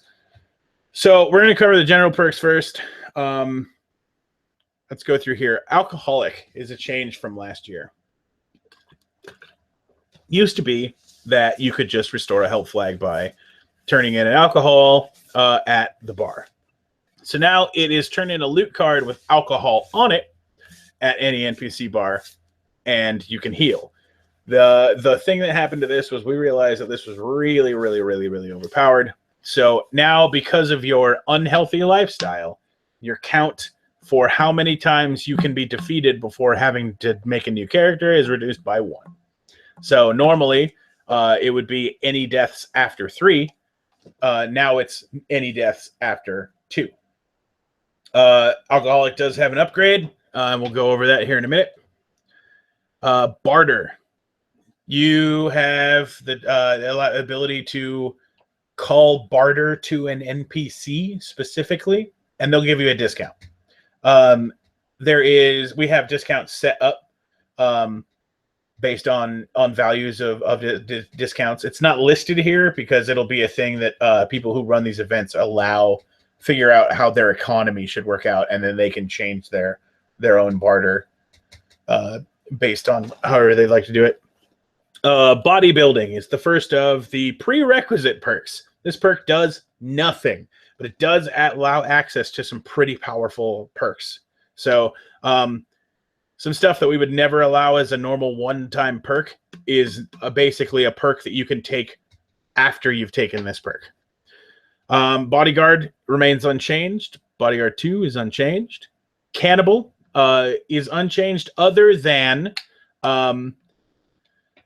if you're unturned, mutant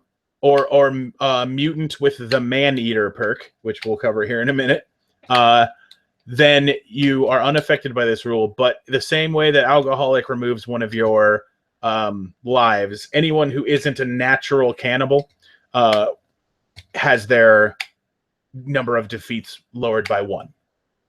That's to represent like prions, and your character is getting unhealthy, and you're just stringy cannibal, not getting enough of the right nutrients to survive, and yeah.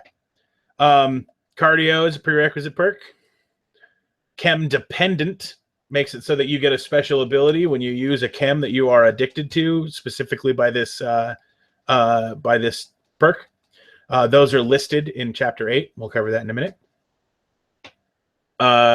Chem resistant makes it so that you have a huge tolerance for chems. It makes it so you can't be addicted, but anytime that you do pull a sticker that would make you addicted,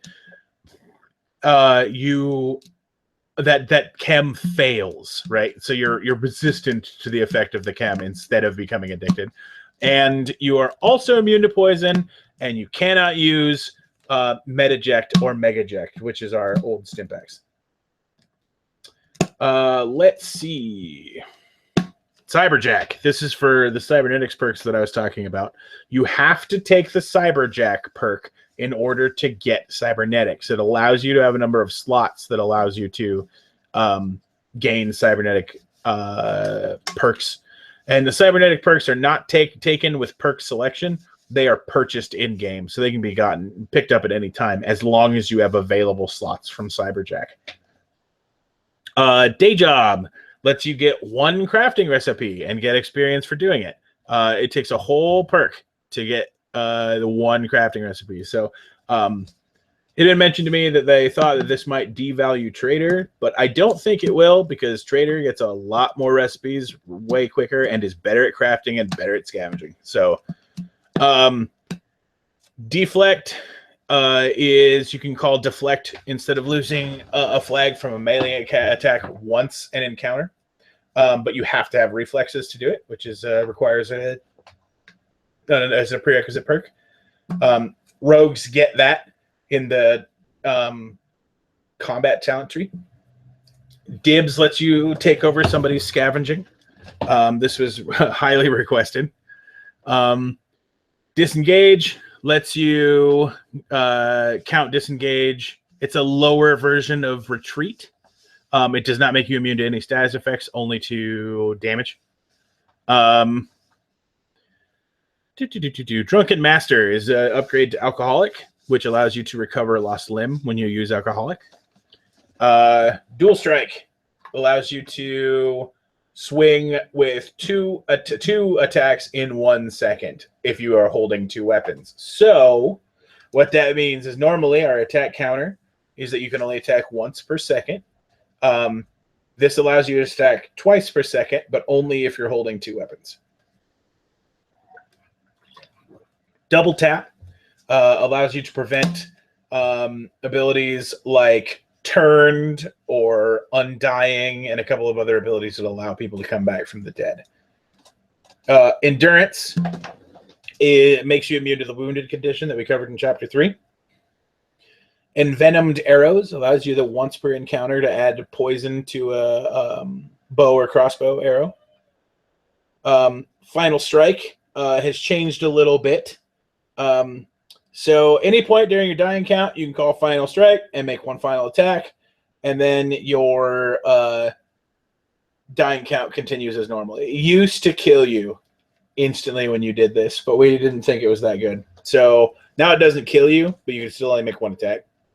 Final Strike 2 allows you to take one step before attacking, and Final Strike 3 gives you an explosive prop so that you can, and this can't be used any other time than when you're in a dying count, but it does let you explode when you die. First aid. You're not a medic, but you can stop. You can help somebody who's dying. It lets you put both your hands on a dying player and pause their death count. If you remove even one hand from the player for any reason, the count resumes and cannot be first aided again for any reason by anyone else. Does not allow the player to move. Just sit there and scream medic for 2.5 minutes until somebody gets there. Herbalist is for recovering. That should be herbalism. Anyway, the ability to recover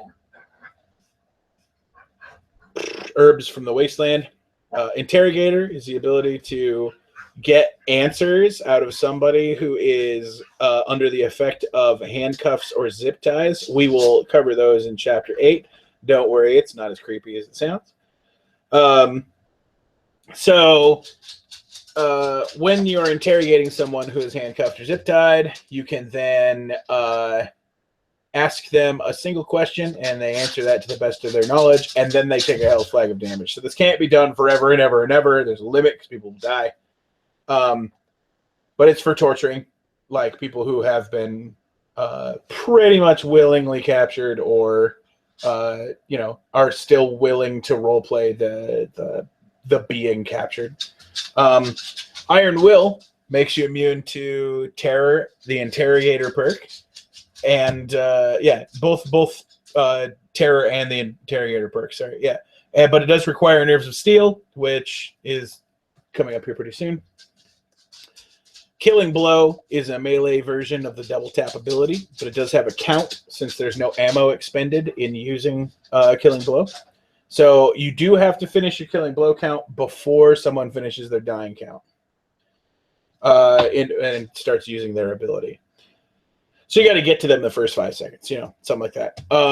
Light Sleeper is the ability to ignore being killed by Sandman. Those of you who are familiar with this game will know that this is a very popular perk, but it does prevent you from taking Sandman. So what it means is that you're immune to the Sandman perk. We will cover Sandman here in a minute. Lock picking is now changed from having a lock and physically unlocking a lock to there are lock cards that can be built, and then you have to make a count with a timer to be able to get through the lock of a level 1 locks, or be able to be broken by level 1 lock picking. Level 2 breaks level 2 locks, level 3 breaks level 3 locks, but it does take more time for each one of them. Martial Arts Disarm is a count that with a melee weapon you can then use the disarm ability after you finish the count. Martial Arts Sunder is the same thing, but it allows you to use the Sunder special effect or status effect. Mentor allows you to share your gained XP with people who are lower level than you. Monster Lore gives you the ability to find out and identify monsters that come towards you. Monster Lore 2 allows you to look at the abilities of defeated monsters. So you still have to fight and encounter things to know what they do. But once you do, then you can just say, oh, that's one of those. They can do this. Helps you in future combats. Cold Dead Hands makes you immune to the disarm status effect. Nerves of Steel makes you immune to the fear special ability. Pat Down allows you to make a count of search 3 on a dying, defeated, or player who is willing. So you can walk up to somebody and say, I'm going to search you. And if they say, okay, then you can say search 1, search 2, search 3. Then you can ask them one of 5 different questions. The questions are if they have any chems on them, how many weapons they have on them, if they have the perk Cannibal, what their true race is, and if they are feigning death. So this is for, you can use this to figure out if somebody is using feign death. You can use this to figure out if somebody is if somebody is a cannibal. Quite a bit of role-playing opportunity here in Pat Down. Ripped is the ability to get an extra health flag for a perk. Now, it does take, you have to have bodybuilding to get it, but it's one of the powerful abilities that is allowed to be picked up. So not only can you be a ripped, tough mutant and have extra flags in that way, but this does stack with quite a few other abilities. So it does take a couple perks to get to, but it is part of a build with a large amount of health flags. Reflexes is one that we covered a little bit earlier. It's a prerequisite. Robin Hood lets you add root to bow attacks once per enemy in a combat. Sandman is the one that lets you assassinate characters. So if a character is sleeping and doesn't have Light Sleeper, their character card will be outside of their tent, and you can everybody's character card will be outside of their tent when they're sleeping. You'll be able to sneak up and put a safety, or not safety pin, a clothespin on their character card. And if you successfully get there without being caught doing it, then that character takes a defeat when they wake up. This ability cannot be taken if you are immune to this ability. And if you're immune to this ability, you can't get this ability. So only possible assassins can kill possible assassins, and people who aren't possible assassins cannot kill assassins. So let's see. Scavenger, that is the ability to get things out of scavenging stations. Scout is the ability to call out to anyone who is walking around in the wastes, and when you yell scout at them, they have to respond with their character class if they are not a monster. If they are a monster, they'll yell immune.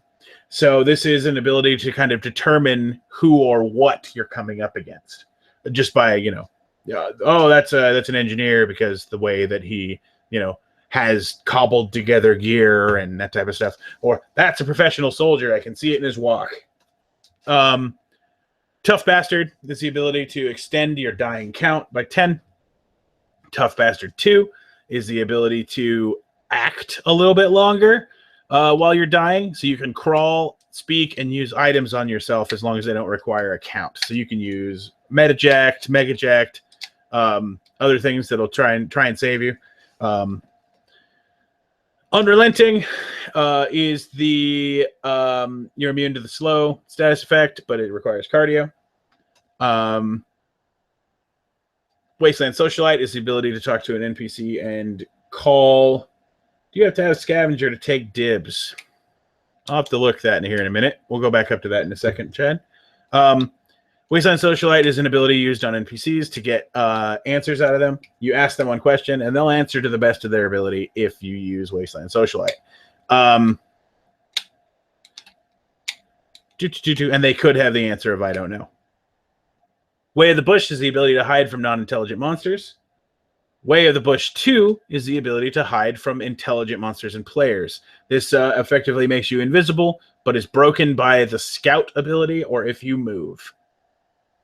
Or attack, or make any other calls, or do anything else.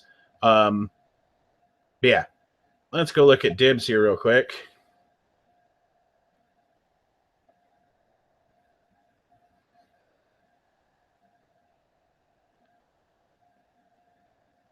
Come on. I'm lagging a little bit here because I've got a lot of things open.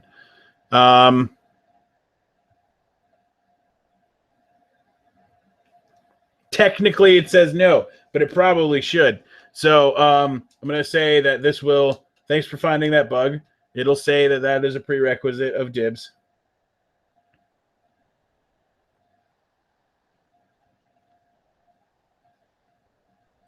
That is all of the general perks. So we'll move on to cybernetic perks after about 30 seconds of waiting for some questions.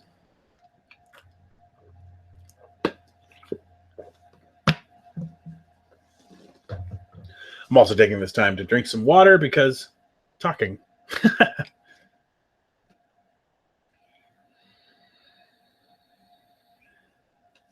Okay, so cybernetic perks, right? These are gained through NPC vendors. Anybody who is a qualified cybernetics dealer is capable of installing one of these items. You have to find the right NPC capable of doing this and then have the caps to be able to afford them. So cybernetic limbs affect one lib, and that makes it so that it has to be disabled twice in order to be actually disabled. And after the encounter, you recover the limb instantly. So you'll never have a permanently disabled cybernetic limb, but they can be broken if they take a lot of damage. So that is what a cyber limb does. Polydermal implants is an enchantment or a enhancement to allow you to have an additional armor flag. Phoenix Drive gives you an additional defeat. The Radiated Area Defense System, RADS, makes you immune to radiation. The Toxin Filter Pump makes you immune to poison. Wired Reflex Overdrive gives you a count of deflecting 3, which makes you immune to damage, ranged attacks, including thrown weapons during the count. But you have to have two cybernetic arms and then buy the Wired Reflex Overdrive in order to get this one. Chad asked, 2 hits then broke, or broke on the 3rd hit. It is the first one counts as not disabled. The second one counts as disabled. So it's 2 hits then broke.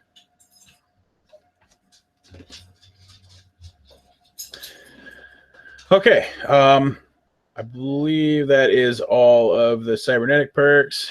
Let me refresh this page here. It's getting a little slow.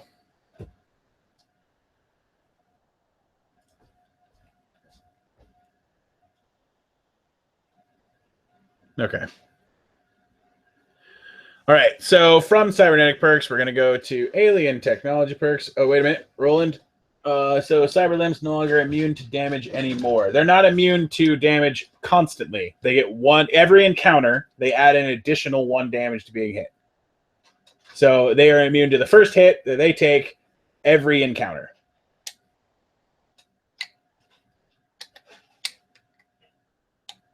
But all of the hit, and so it's status effects and everything that gets hit in that too, right? So you can in fact like swat a bullet out of the air with your cyber limb and not take anything from it.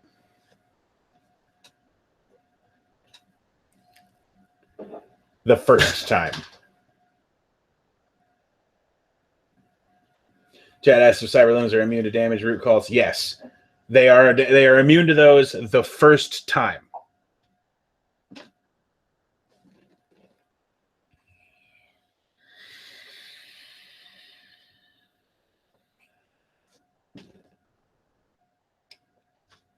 All right, so alien technology perks. These are available to be taken by the Kovir and Zunak races.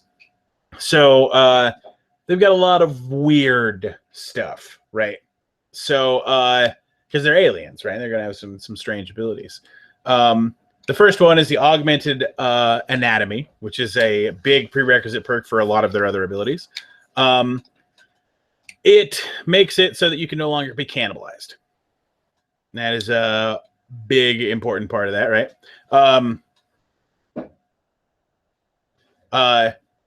Which allows you. Oh, that's I just noticed another bug. All right, we'll cover that in a second. Anyway, an augmented anatomy makes it so you're immune to being cannibalized. You're also immune to the bleed status effect.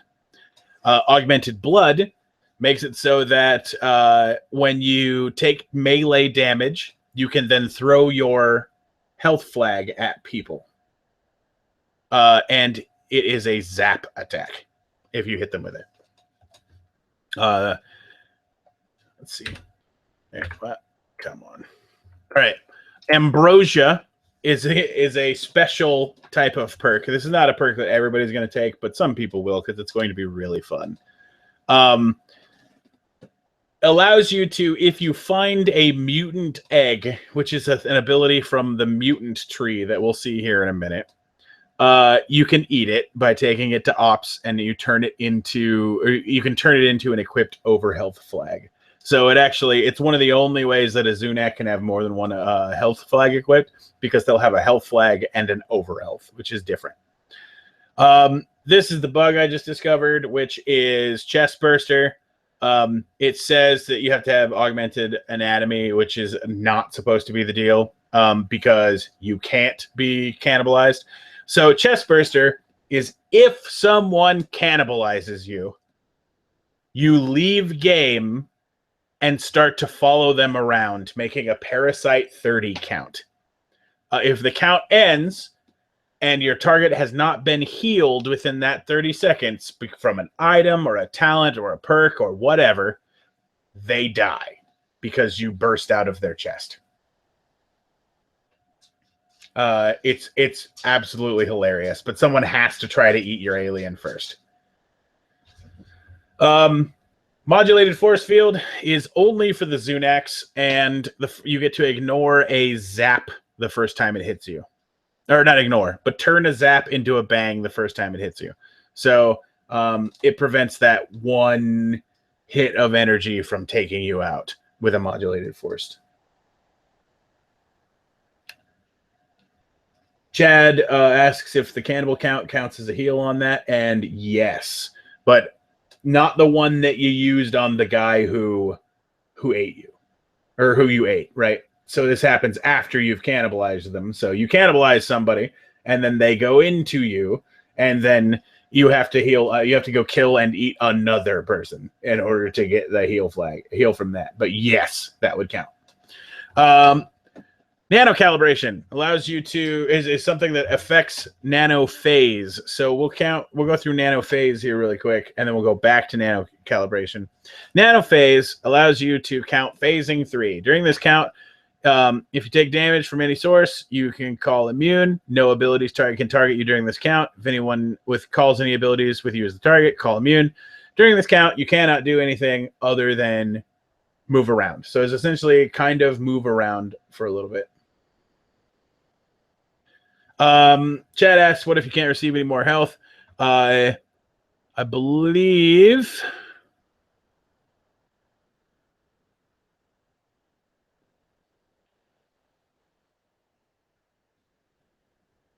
I could swear I wrote something about that.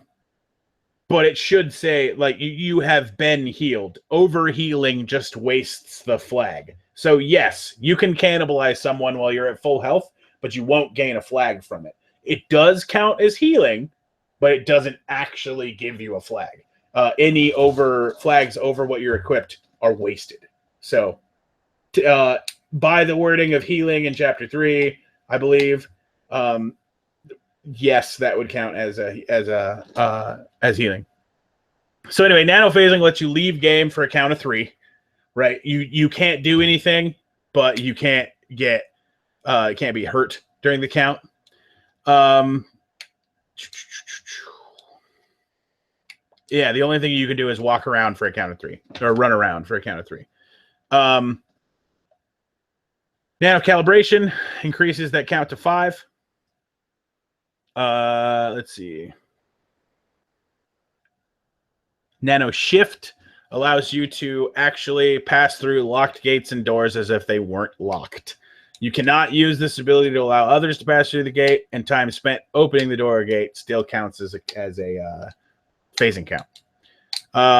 Nano surge allows you to use your nano phasing an additional time because you can only do this once an encounter. So if you're fully nano phased out, you will be able to twice an encounter phase through doors for 5 seconds each. Predator cast. Predator cast, Servitor cast, and Warrior cast are all that you can only have one of these because you can only be a member of one cast in the alien world. So Predators are allowed to call stun on a ranged or melee attack once an encounter. So yes, aliens have a dangerous ability.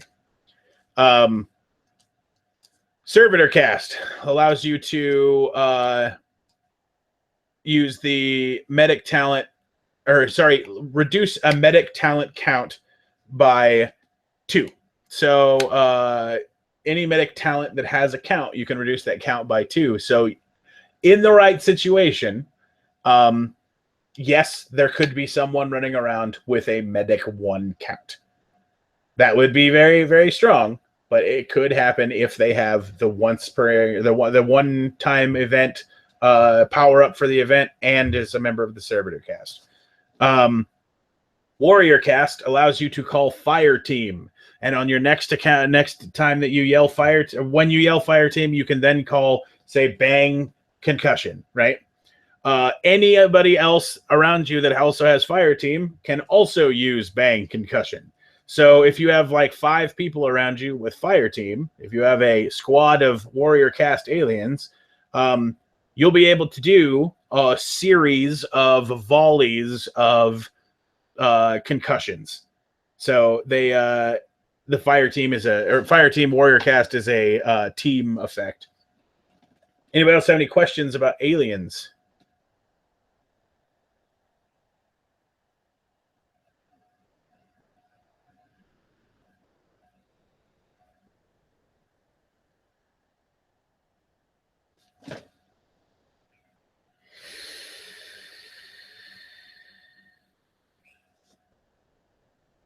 All right, we're not getting any, but there may be a delay, and everybody may be furiously typing right now because right now is actually when you heard me saying the thing before, and we'll figure it out. Anyway, Android perks.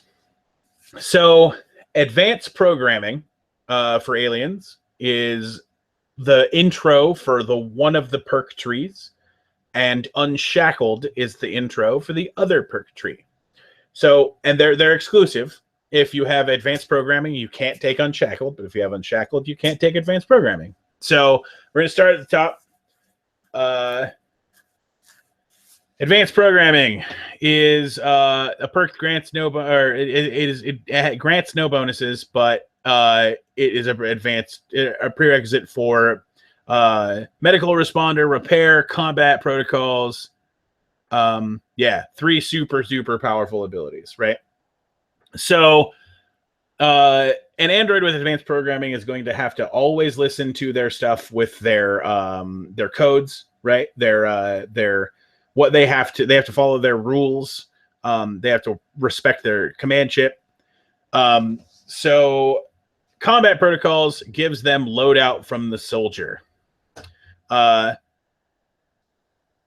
Which, I mean, so it gives them an unlootable weapon. So you could have an unlootable, say, machine gun, something like that. Hotwired allows them to act as if they had a charged battery, giving them the ability to use electronic items without actually having a battery. Lifelike gives them the ability to look like a human. This is one of the special things that's going to work with the different colored character sheets. So they'll get a human colored character sheet and pretend to be a human while still following all of their Android rules. So they don't have to wear the Android makeup, and they will look like a human, but they still have to follow all of their Android rules. Medical responder protocols gives them the medic talent from the medic class. Repair protocols gives them the repair talent from the engineer class. So you could have an advanced AI that is running around that can repair, medic, and be a soldier at the same time. So they get some abilities, and they could also have started out as a stalwart, right? And have none of those abilities naturally. Let's see. Unshackled talents for the androids give them the ability to start ignoring their ability or their requirements from being an android. The first one just opens up being unshackled. Unshackled 2 gives you the ability to not have to accept surrenders. Unshackled 3 gives you the ability to participate in any combat that your controller is in. 4 makes you able to attack any human you want as long as they don't have your control chip. And Unshackled 5 gives you the ability to count as a human for all abilities and perks. So, and you no longer have a control chip. So, no, in the event that we add some stuff for androids, right? Pardon me, my dog is losing it.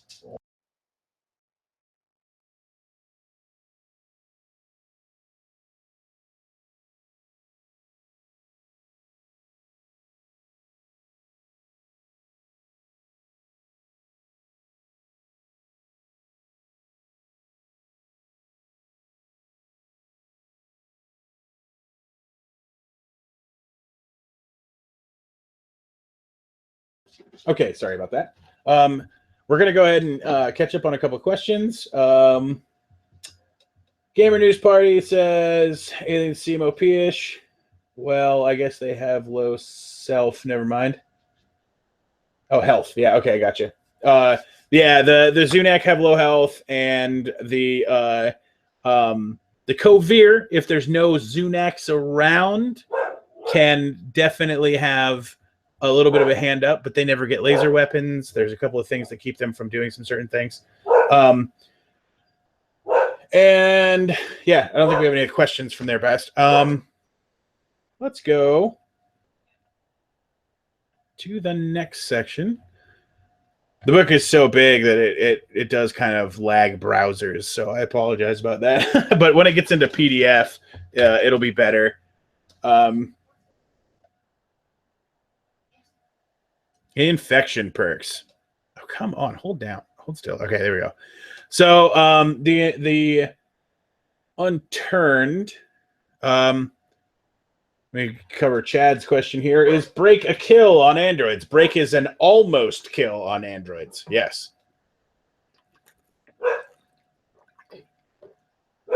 It'll bring them down to having no equipped armor flags, which will then make them suitable to being killed in one hit. Alpha turned. So an unturned who has decided to go alpha turned no longer loses their perks or talents, and they become the cunning intelligence type for their monster, and they become the defensive attack type or damage or combat style. We'll cover that in chapter 9. But alpha turned makes them a more deadly monster when they turn. Carrion feeder is very powerful, always has been. Only thing that was changed is that it now lowers the number of times you can die by 1.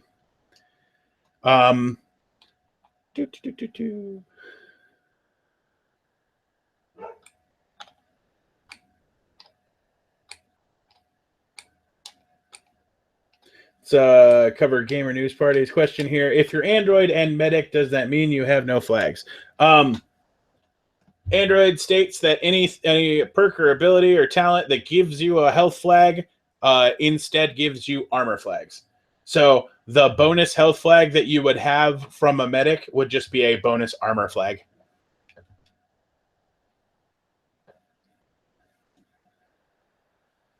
Let's see.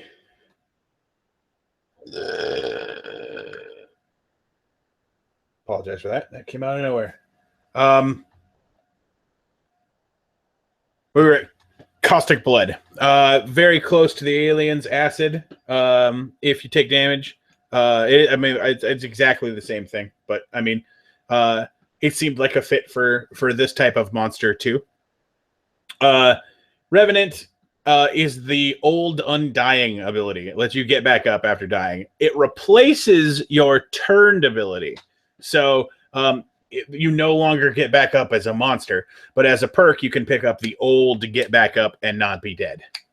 Revenant 2 is you can, instead of once per defeat, you can get back up once per encounter. And Revenant 2 is you are no longer able to be double tapped or killing blow. Rigor Mortis, like I said, they got the Unturned got a bit of a buff and a bit of a nerf at the same time. These 3 perks here are very powerful, but they also, I mean, the healing nerf that they got is pretty brutal. Rigor Mortis is that at the end of any encounter, you recover all limbs that were hurt. The Hunger allows you to get more health flags than normal, and then you frenzy and try and kill people if you go below your normal number of health flags. And you cannot carry and feed while you are frenzied for this ability. And it also lowers the number of defeats you can take. So you can get really powerful with this, but if you get taken down enough, then you'll have problems. Vigor Mortis is the ability to be immune to the wounded condition.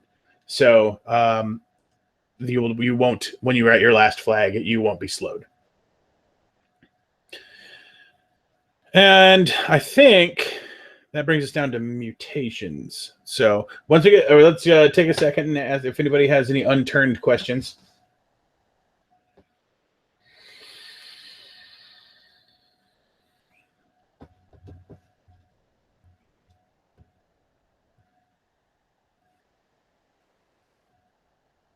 Not seeing much of anything, but then again, who knows? You guys could be like 4 minutes behind.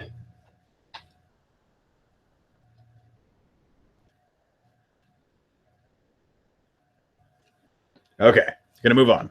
So mutations, the biggest change about mutants. Mutants are no longer just mutants. The Dead Sexy's been removed from the game, Chad. That's a question he asked about Dead Sexy. It doesn't really fit with the lore. You're supposed to be, you know, dead and gross and rotted. Mutants and Rad Titans have been folded into the same race. Now I'll show you how that works. As a mutant, you're going to get a bonus mutation, and you're going to be able to have access to mutation abilities, and you're immune to radiation zones. Mutants have the ability to try to make themselves look human. Actually, there is a I believe I added this here, but we're gonna skip through a little bit of this and go and show the perk that changes you. So or maybe I won't move at all because this is actually so laggy that it's hard to do anything. Okay, so Carapace gives you the ability to get an extra armor flag. Eater of the Dead is a ability that is an upgrade to a Rad Titan ability. Eater of the Dead allows you to eat unturned, even though they're immune to cannibalism. The Hulk is a Rad Titan ability, which gives you the knockdown on status effect with all of your melee weapons, and with all the same with all. Well, Chad, you'll see. Wait till you get to the Titan. That's a requirement for this. So everything you do has knockdown. If you have Hulk, you have to wear an additional mutant prosthetic in order to get this perk. Improvised armor allows you to pick up armor flags off the ground, put them on you. You have to add an additional mutant prosthetic. Man-Eater is the ability to eat handcuffed and zip-tied people. So people who are still alive, you can eat them and gain health flags off of it. You can people who are unable to really resist you. You can eat flags off of them instead of waiting for them to die. So if you're low on you have a lot of health flags and you're low, you can just capture somebody and then eat all 3 of their health flags or something, right? Let's see. Monotream. This is a non-Rad Titan perk, which allows you to get an egg and hide it. There's some prerequisites for where it's got to hide, but every time you're defeated, you can go to your egg and take an egg token and turn that in instead of taking a defeat. So kind of neat. You lay eggs to your own clones as a mutant. Rad Sponge allows you to extend your immunity to anybody that you touch, right? By placing a hand on their shoulder. So you could do 2 people, right? You can move 2 people around, and you're immune until you take your hands off. But if you take your hands off during a time that you're in a rad zone, you can't put your hand back on to save them. Once they've been affected, they're affected by radiation. They are affected until you leave the rad zone. Mutants get regeneration if they're in a radiation zone and not in an encounter. They recover all disabled limbs. Static gives them the ability to get rid of their requirements for batteries. Static discharge gives them the ability to use their health flags to do zap damage on melee attacks in exchange for health flags. Static Generator lets them extend their ability to not need a battery to people around you. And then the big prerequisite perk for becoming a Rad Titan. It is called Titan. You can't run anymore. You can no longer have your limbs disabled. If you take a hit to a leg, instead it counts as being knocked down. You do lose health flags from there on while you're knocked down instead of, but the limb is still never disabled. If you get hit in the arm, you're disarmed. And you cannot use more than 1 syllable words. So it's a little bit of a role-playing disadvantage here, but me am doing good. But it does allow you to have Hulk. It does allow you to have True Monster. It allows you to have quite a few other Rad Titan abilities. And every time you take a Titan perk, including the Titan perk, you have to add an additional mutation prosthetic. So extra arms, extra like heads, tails, horns, face stuff, right? Eyes. Tough gives you an extra health flag. That's always been there. True Monster gives you the ability to add an addition, or sorry, you're no longer affected by headshot. It's just immunity to headshot. It's one of the biggest things that's going to be a vulnerability to the Titans, but you're still going to be a big, slow, dumb monster. And then Venom Spit is a special thing that gives you a green foam projectile that allows you to throw the poison status effect. So it deals no damage, but throws the poison status effect. So yeah, that covers all the mutations. Let me go look at the chat here. Let's see.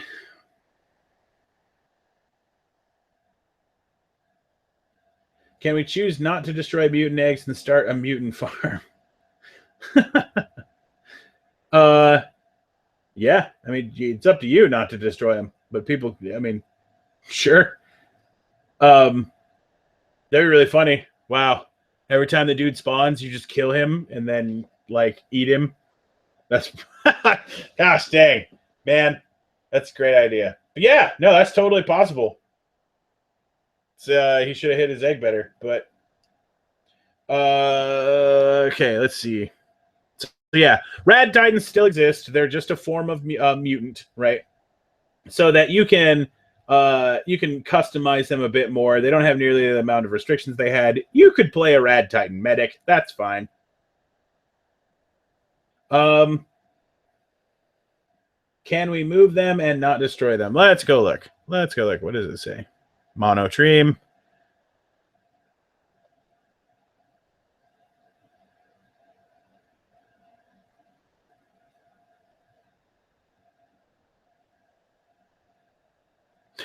So, yes, technically, you can, in fact, move their egg because it's a lootable item, right? So they can loot it, and what you would have to do is find that mutant and tell him where his egg is so he can respawn there next time he dies. Because when he goes back, if it's not there, it's considered destroyed. So... Oh, no. Okay, I see what we wrote here. No, you can't move it. You'd have to set up and hang out around the egg. Because if you loot it, it's considered destroyed. It is no longer tied to the mutant. So...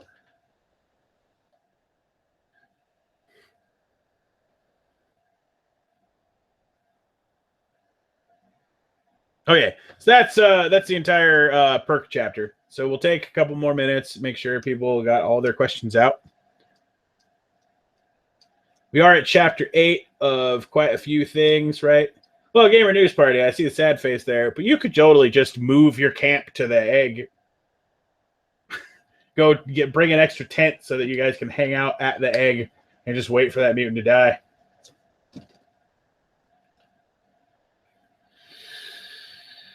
Yeah, that's what I was saying.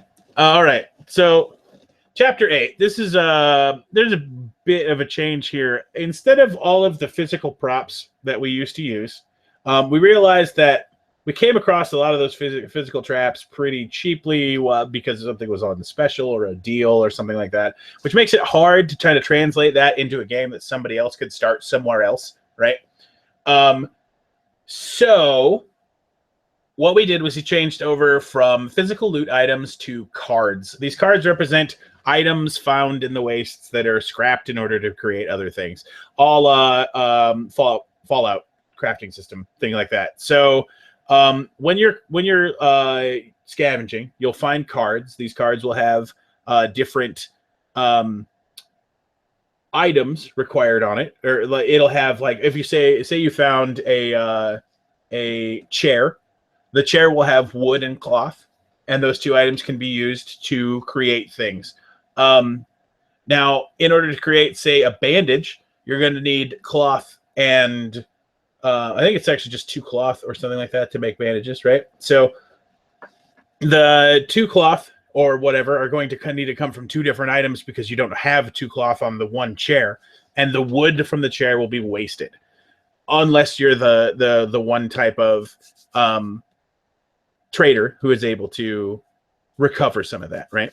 So the entire list of crafting items is right here. Explosive traps, refill, energy, or engineer kit, armor flag, over armor flag, refill, medical, health flag, and bandages are all prohibited to only characters that are allowed to get them. So medics are the only ones that get bandages and refill medical medical kit. Engineers are the only ones that get refill engineer kit and over armor flag, and I believe explosive traps. So they're still the only ones that get to do the doorbells. But everything else is craftable by people. So we added a little bit more money. There's now 2 additional types of caps. Those will actually be arriving in the mail like 2 days from now. But red is still 1, yellows are 5, greens are 20s, silvers are 50s, and golds are 100. So there will be more caps running around.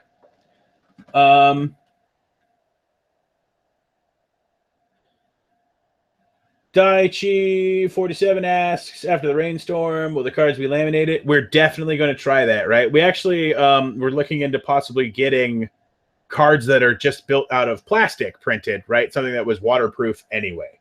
I've still got 3 months to figure that out, so I will. But definitely either that or I'll find a way that they're so inexpensively printable, right? That everybody will be given some Ziplocs to keep the cards in while it's raining or whatever. And we definitely have we did use playing cards during the test, and those worked out really well. And it was raining, so but it wasn't the rainstorm fall event rain where we were literally underwater.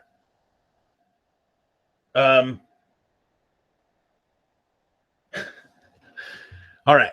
So weapons and ammo. Let's see. These are all the same things that they used to be. A couple of things were combined. Notice there's no sniper rifle anymore. Really shouldn't. They're just rifles. There's nothing different in the construction in the game. We combined assault rifle and machine gun into one item. So all the things that used to be assault rifles are now machine guns.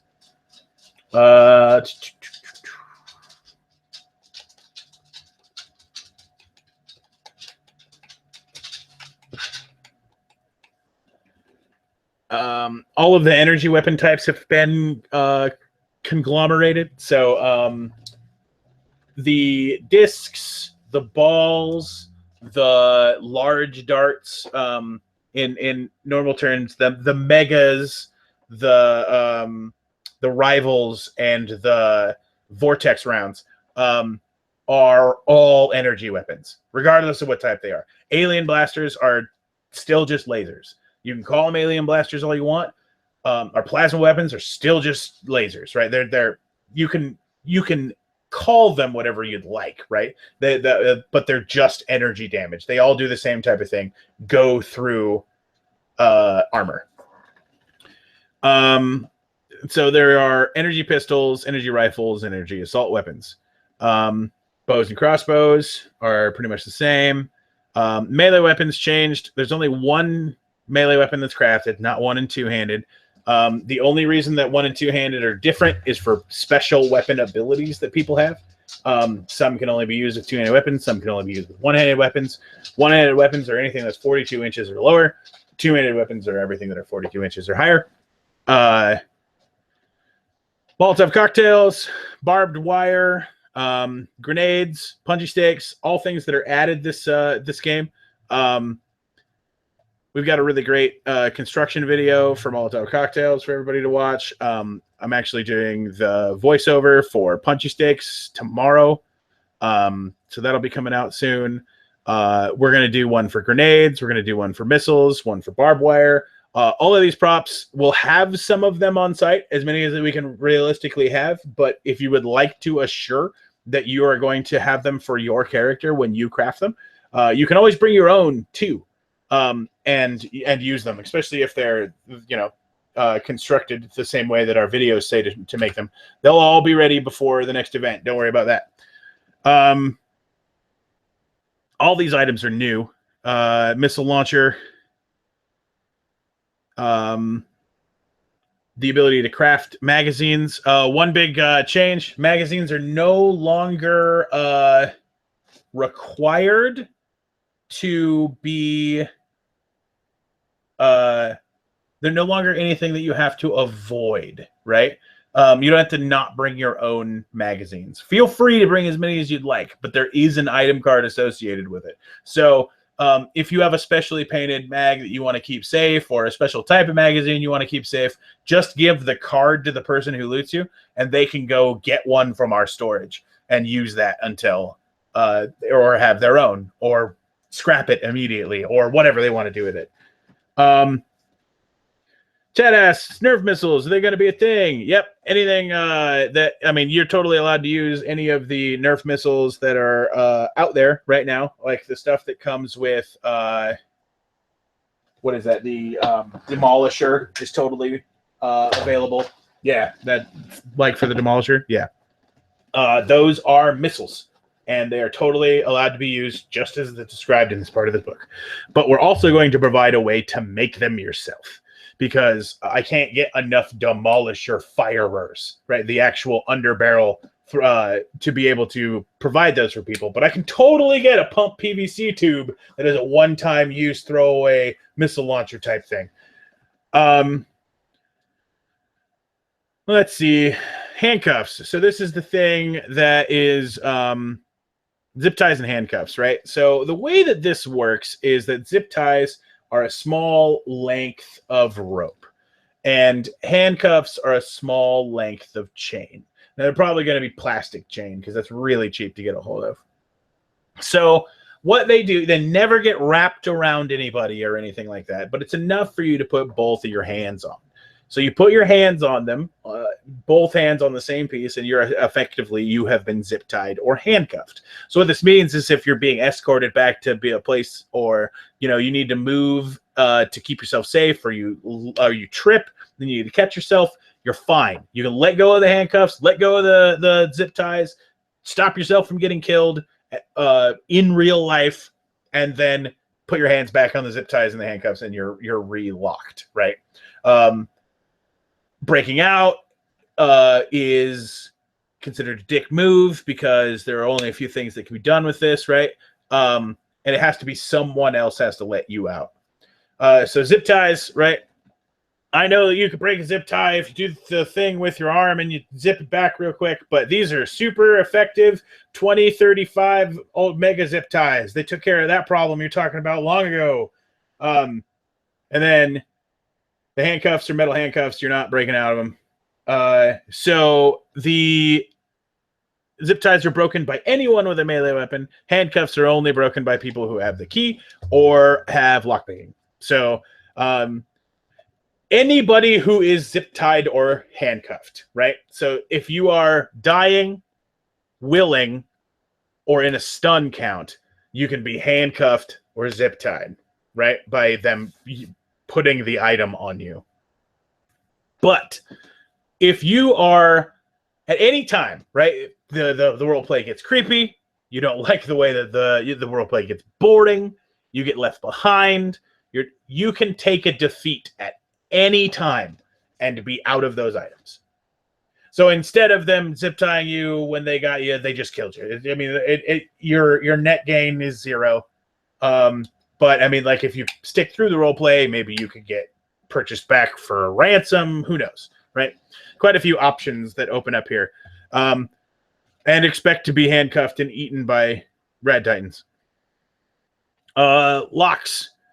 So locks are items that you can get that prevent people from getting into things or going through doors. They can be picked by people with the lock picking skill, and they can be destroyed by explosives of high enough level. Right?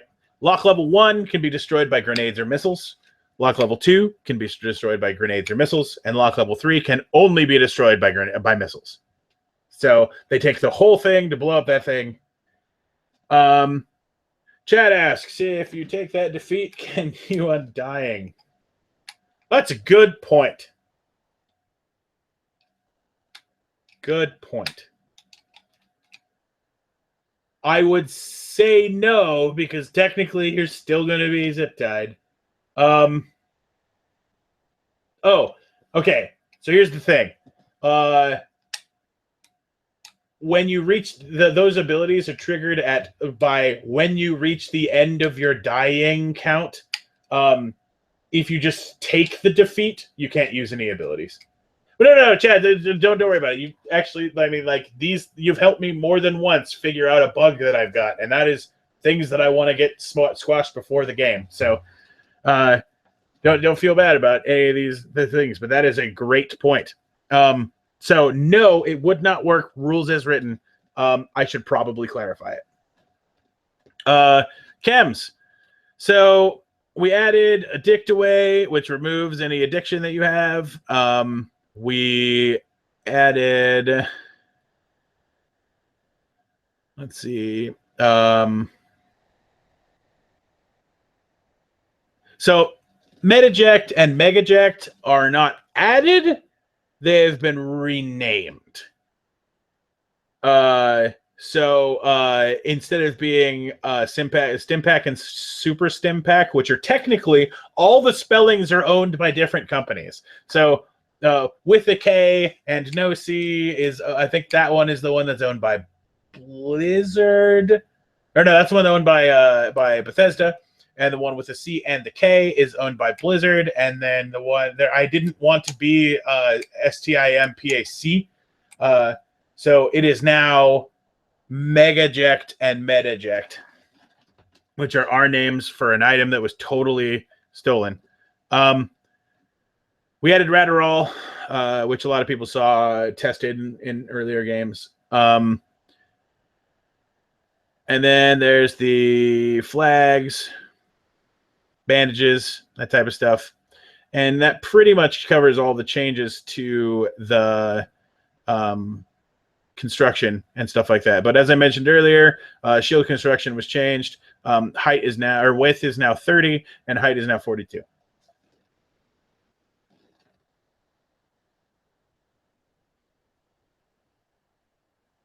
Because yeah, a lot of people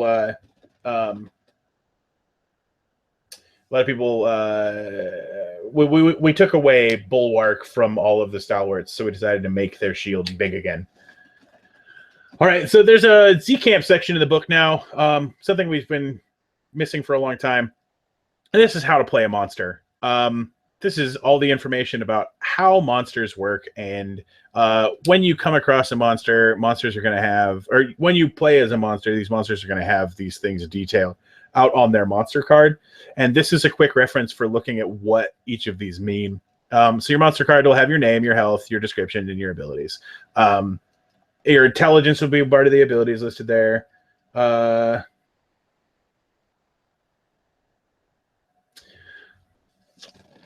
Roland asks, is there a limit to the number of shields you can carry? So no, there is no limit to the number of shields you can carry. The number you can equip is 1. So any shield that is not equipped in your hand counts as armor. So if you have one in your is the eye protection section missing? Sorry, if you have one attached to your arm, that is the one that is active and has the shield use ability that protects you from damage. Any shield that you have not hooked to the one that you are equipping, if the one that you're not equipping in your hand is just armor. So if you get hit in the back, it basically makes you a bigger target.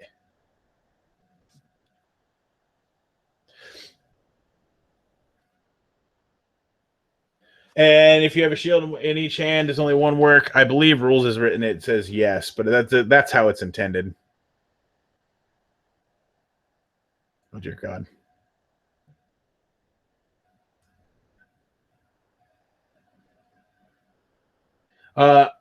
Roland, I will head back to that in a minute because this thing is taking forever to be able to move because it won't load things very easily. So we'll go to that in a minute, right? So these combat styles and intelligence areas are pretty well detailed about what your character can and can't do. Gamer News Party asks if shields can be destroyed. They can be sundered, not destroyed, and they're not lootable. And then at the end of this book, we have some quick, basic descriptions of what every call in the game does. This is things like trap. If you hear someone say trap in damage code, if someone makes this call, they are using the Hunter Talon battle, you can tag them. If you hear this call and are inside the Hunter's trap rope, you're hit with the damage code call. So pretty simple descriptions of what they're doing. And they're separated by things that can happen to you, things that make things happen, and things that because something happened. So like if somebody says hit, it's because they have been hit and taken a health flag. So like calls because something happened, you don't have to have these terribly memorized, and you also don't have to have any of the calls for calls that make things happen memorized, because unless you're using that ability, they won't target you, right? You won't have to respond to these abilities. So the only ones that you 100% need to know is the first section, because those are things that can happen to you. So might want to take a look at those. As for that, I think that actually covers the whole book. I got some thank yous in the back of the book here for people who've done stuff. Specifically want to mention our Patreon supporters. They have helped out way more than they know. All of the money that have been given by Patreon I've used to enhance Afterworlds, things like that. And then let's see. Our staff volunteers are awesome. That's been great. But I think that's the end of the book. So I'm going to take a little bit of time to answer questions. I'm going to go back up and find the stalwart here real quick and take a look at shield use. I bet this will work. Oh, my goodness.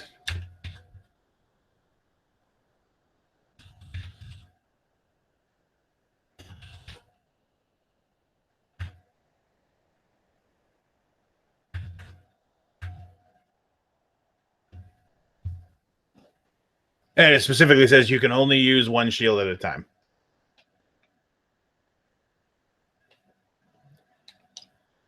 You can use a shield. You can only use one shield at a time.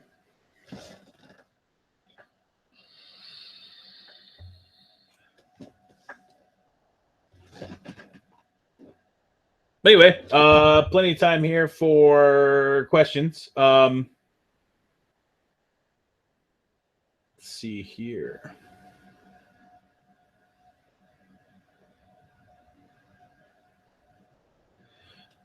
So Roland, yeah, everything's just like before. You guys are going to be able to you'll get a net gain or net loss of 0. You'll get everything rebuilt. But I mean, I won't go into too much detail here on this call. But yeah, big remake. Everything will be fine.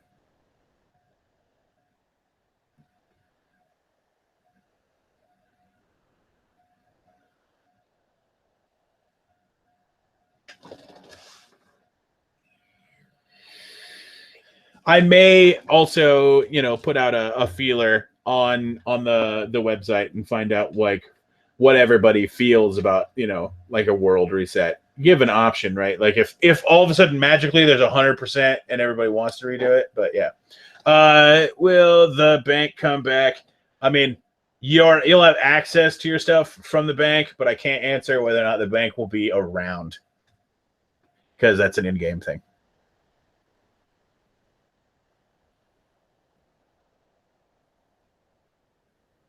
Did you ever address the issue with general perk in the character creation section, meaning any perk or general? Yeah, I believe I did. I think I reworded those when you brought it to me. I'll have to go find that. Let me see here. Gamer News Party asks, is it cool if I show up with a GoPro to film for YouTube? Absolutely. Absolutely. If you tag us or so, you know, like show that this is where it came from, tag this channel, right? And, you know, that type of stuff, or maybe our YouTube, our Facebook page. But yeah, totally. GoPro the heck out of it and show it. Also, I love to see those videos. Oh, Cars is saying like he's totally seen people do it before. Very fun. I have some of those videos end up being really, really cool. Well, let me see here. Chapter 7. Okay, let's see.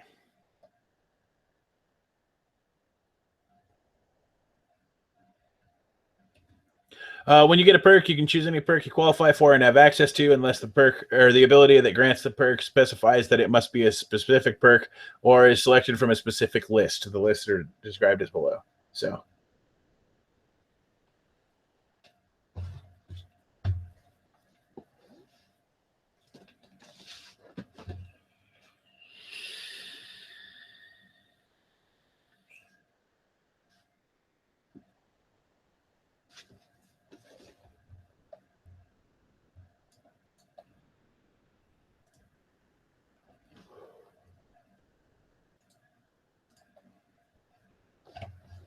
Okay.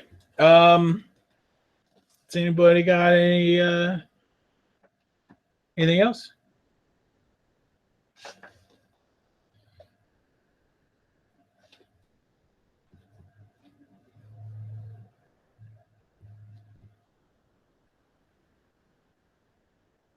I can probably do something like this again in the future. We'll cover some other stuff that we're going to be doing. We'll be talking about some things with staff rules and staff volunteering and some things that people are going to be able to do in order to earn free trips to Afterworld. So go ahead and subscribe to this channel. I don't really care about likes on this video because that's, I mean, it's saying to make any money or anything. Just subscribe to keep in contact with the stuff that we're going to be doing. So thanks everybody for joining me. And if you have any further questions, please feel free to get a hold of me. I'm going to put some info in the box down below. So thanks a bunch.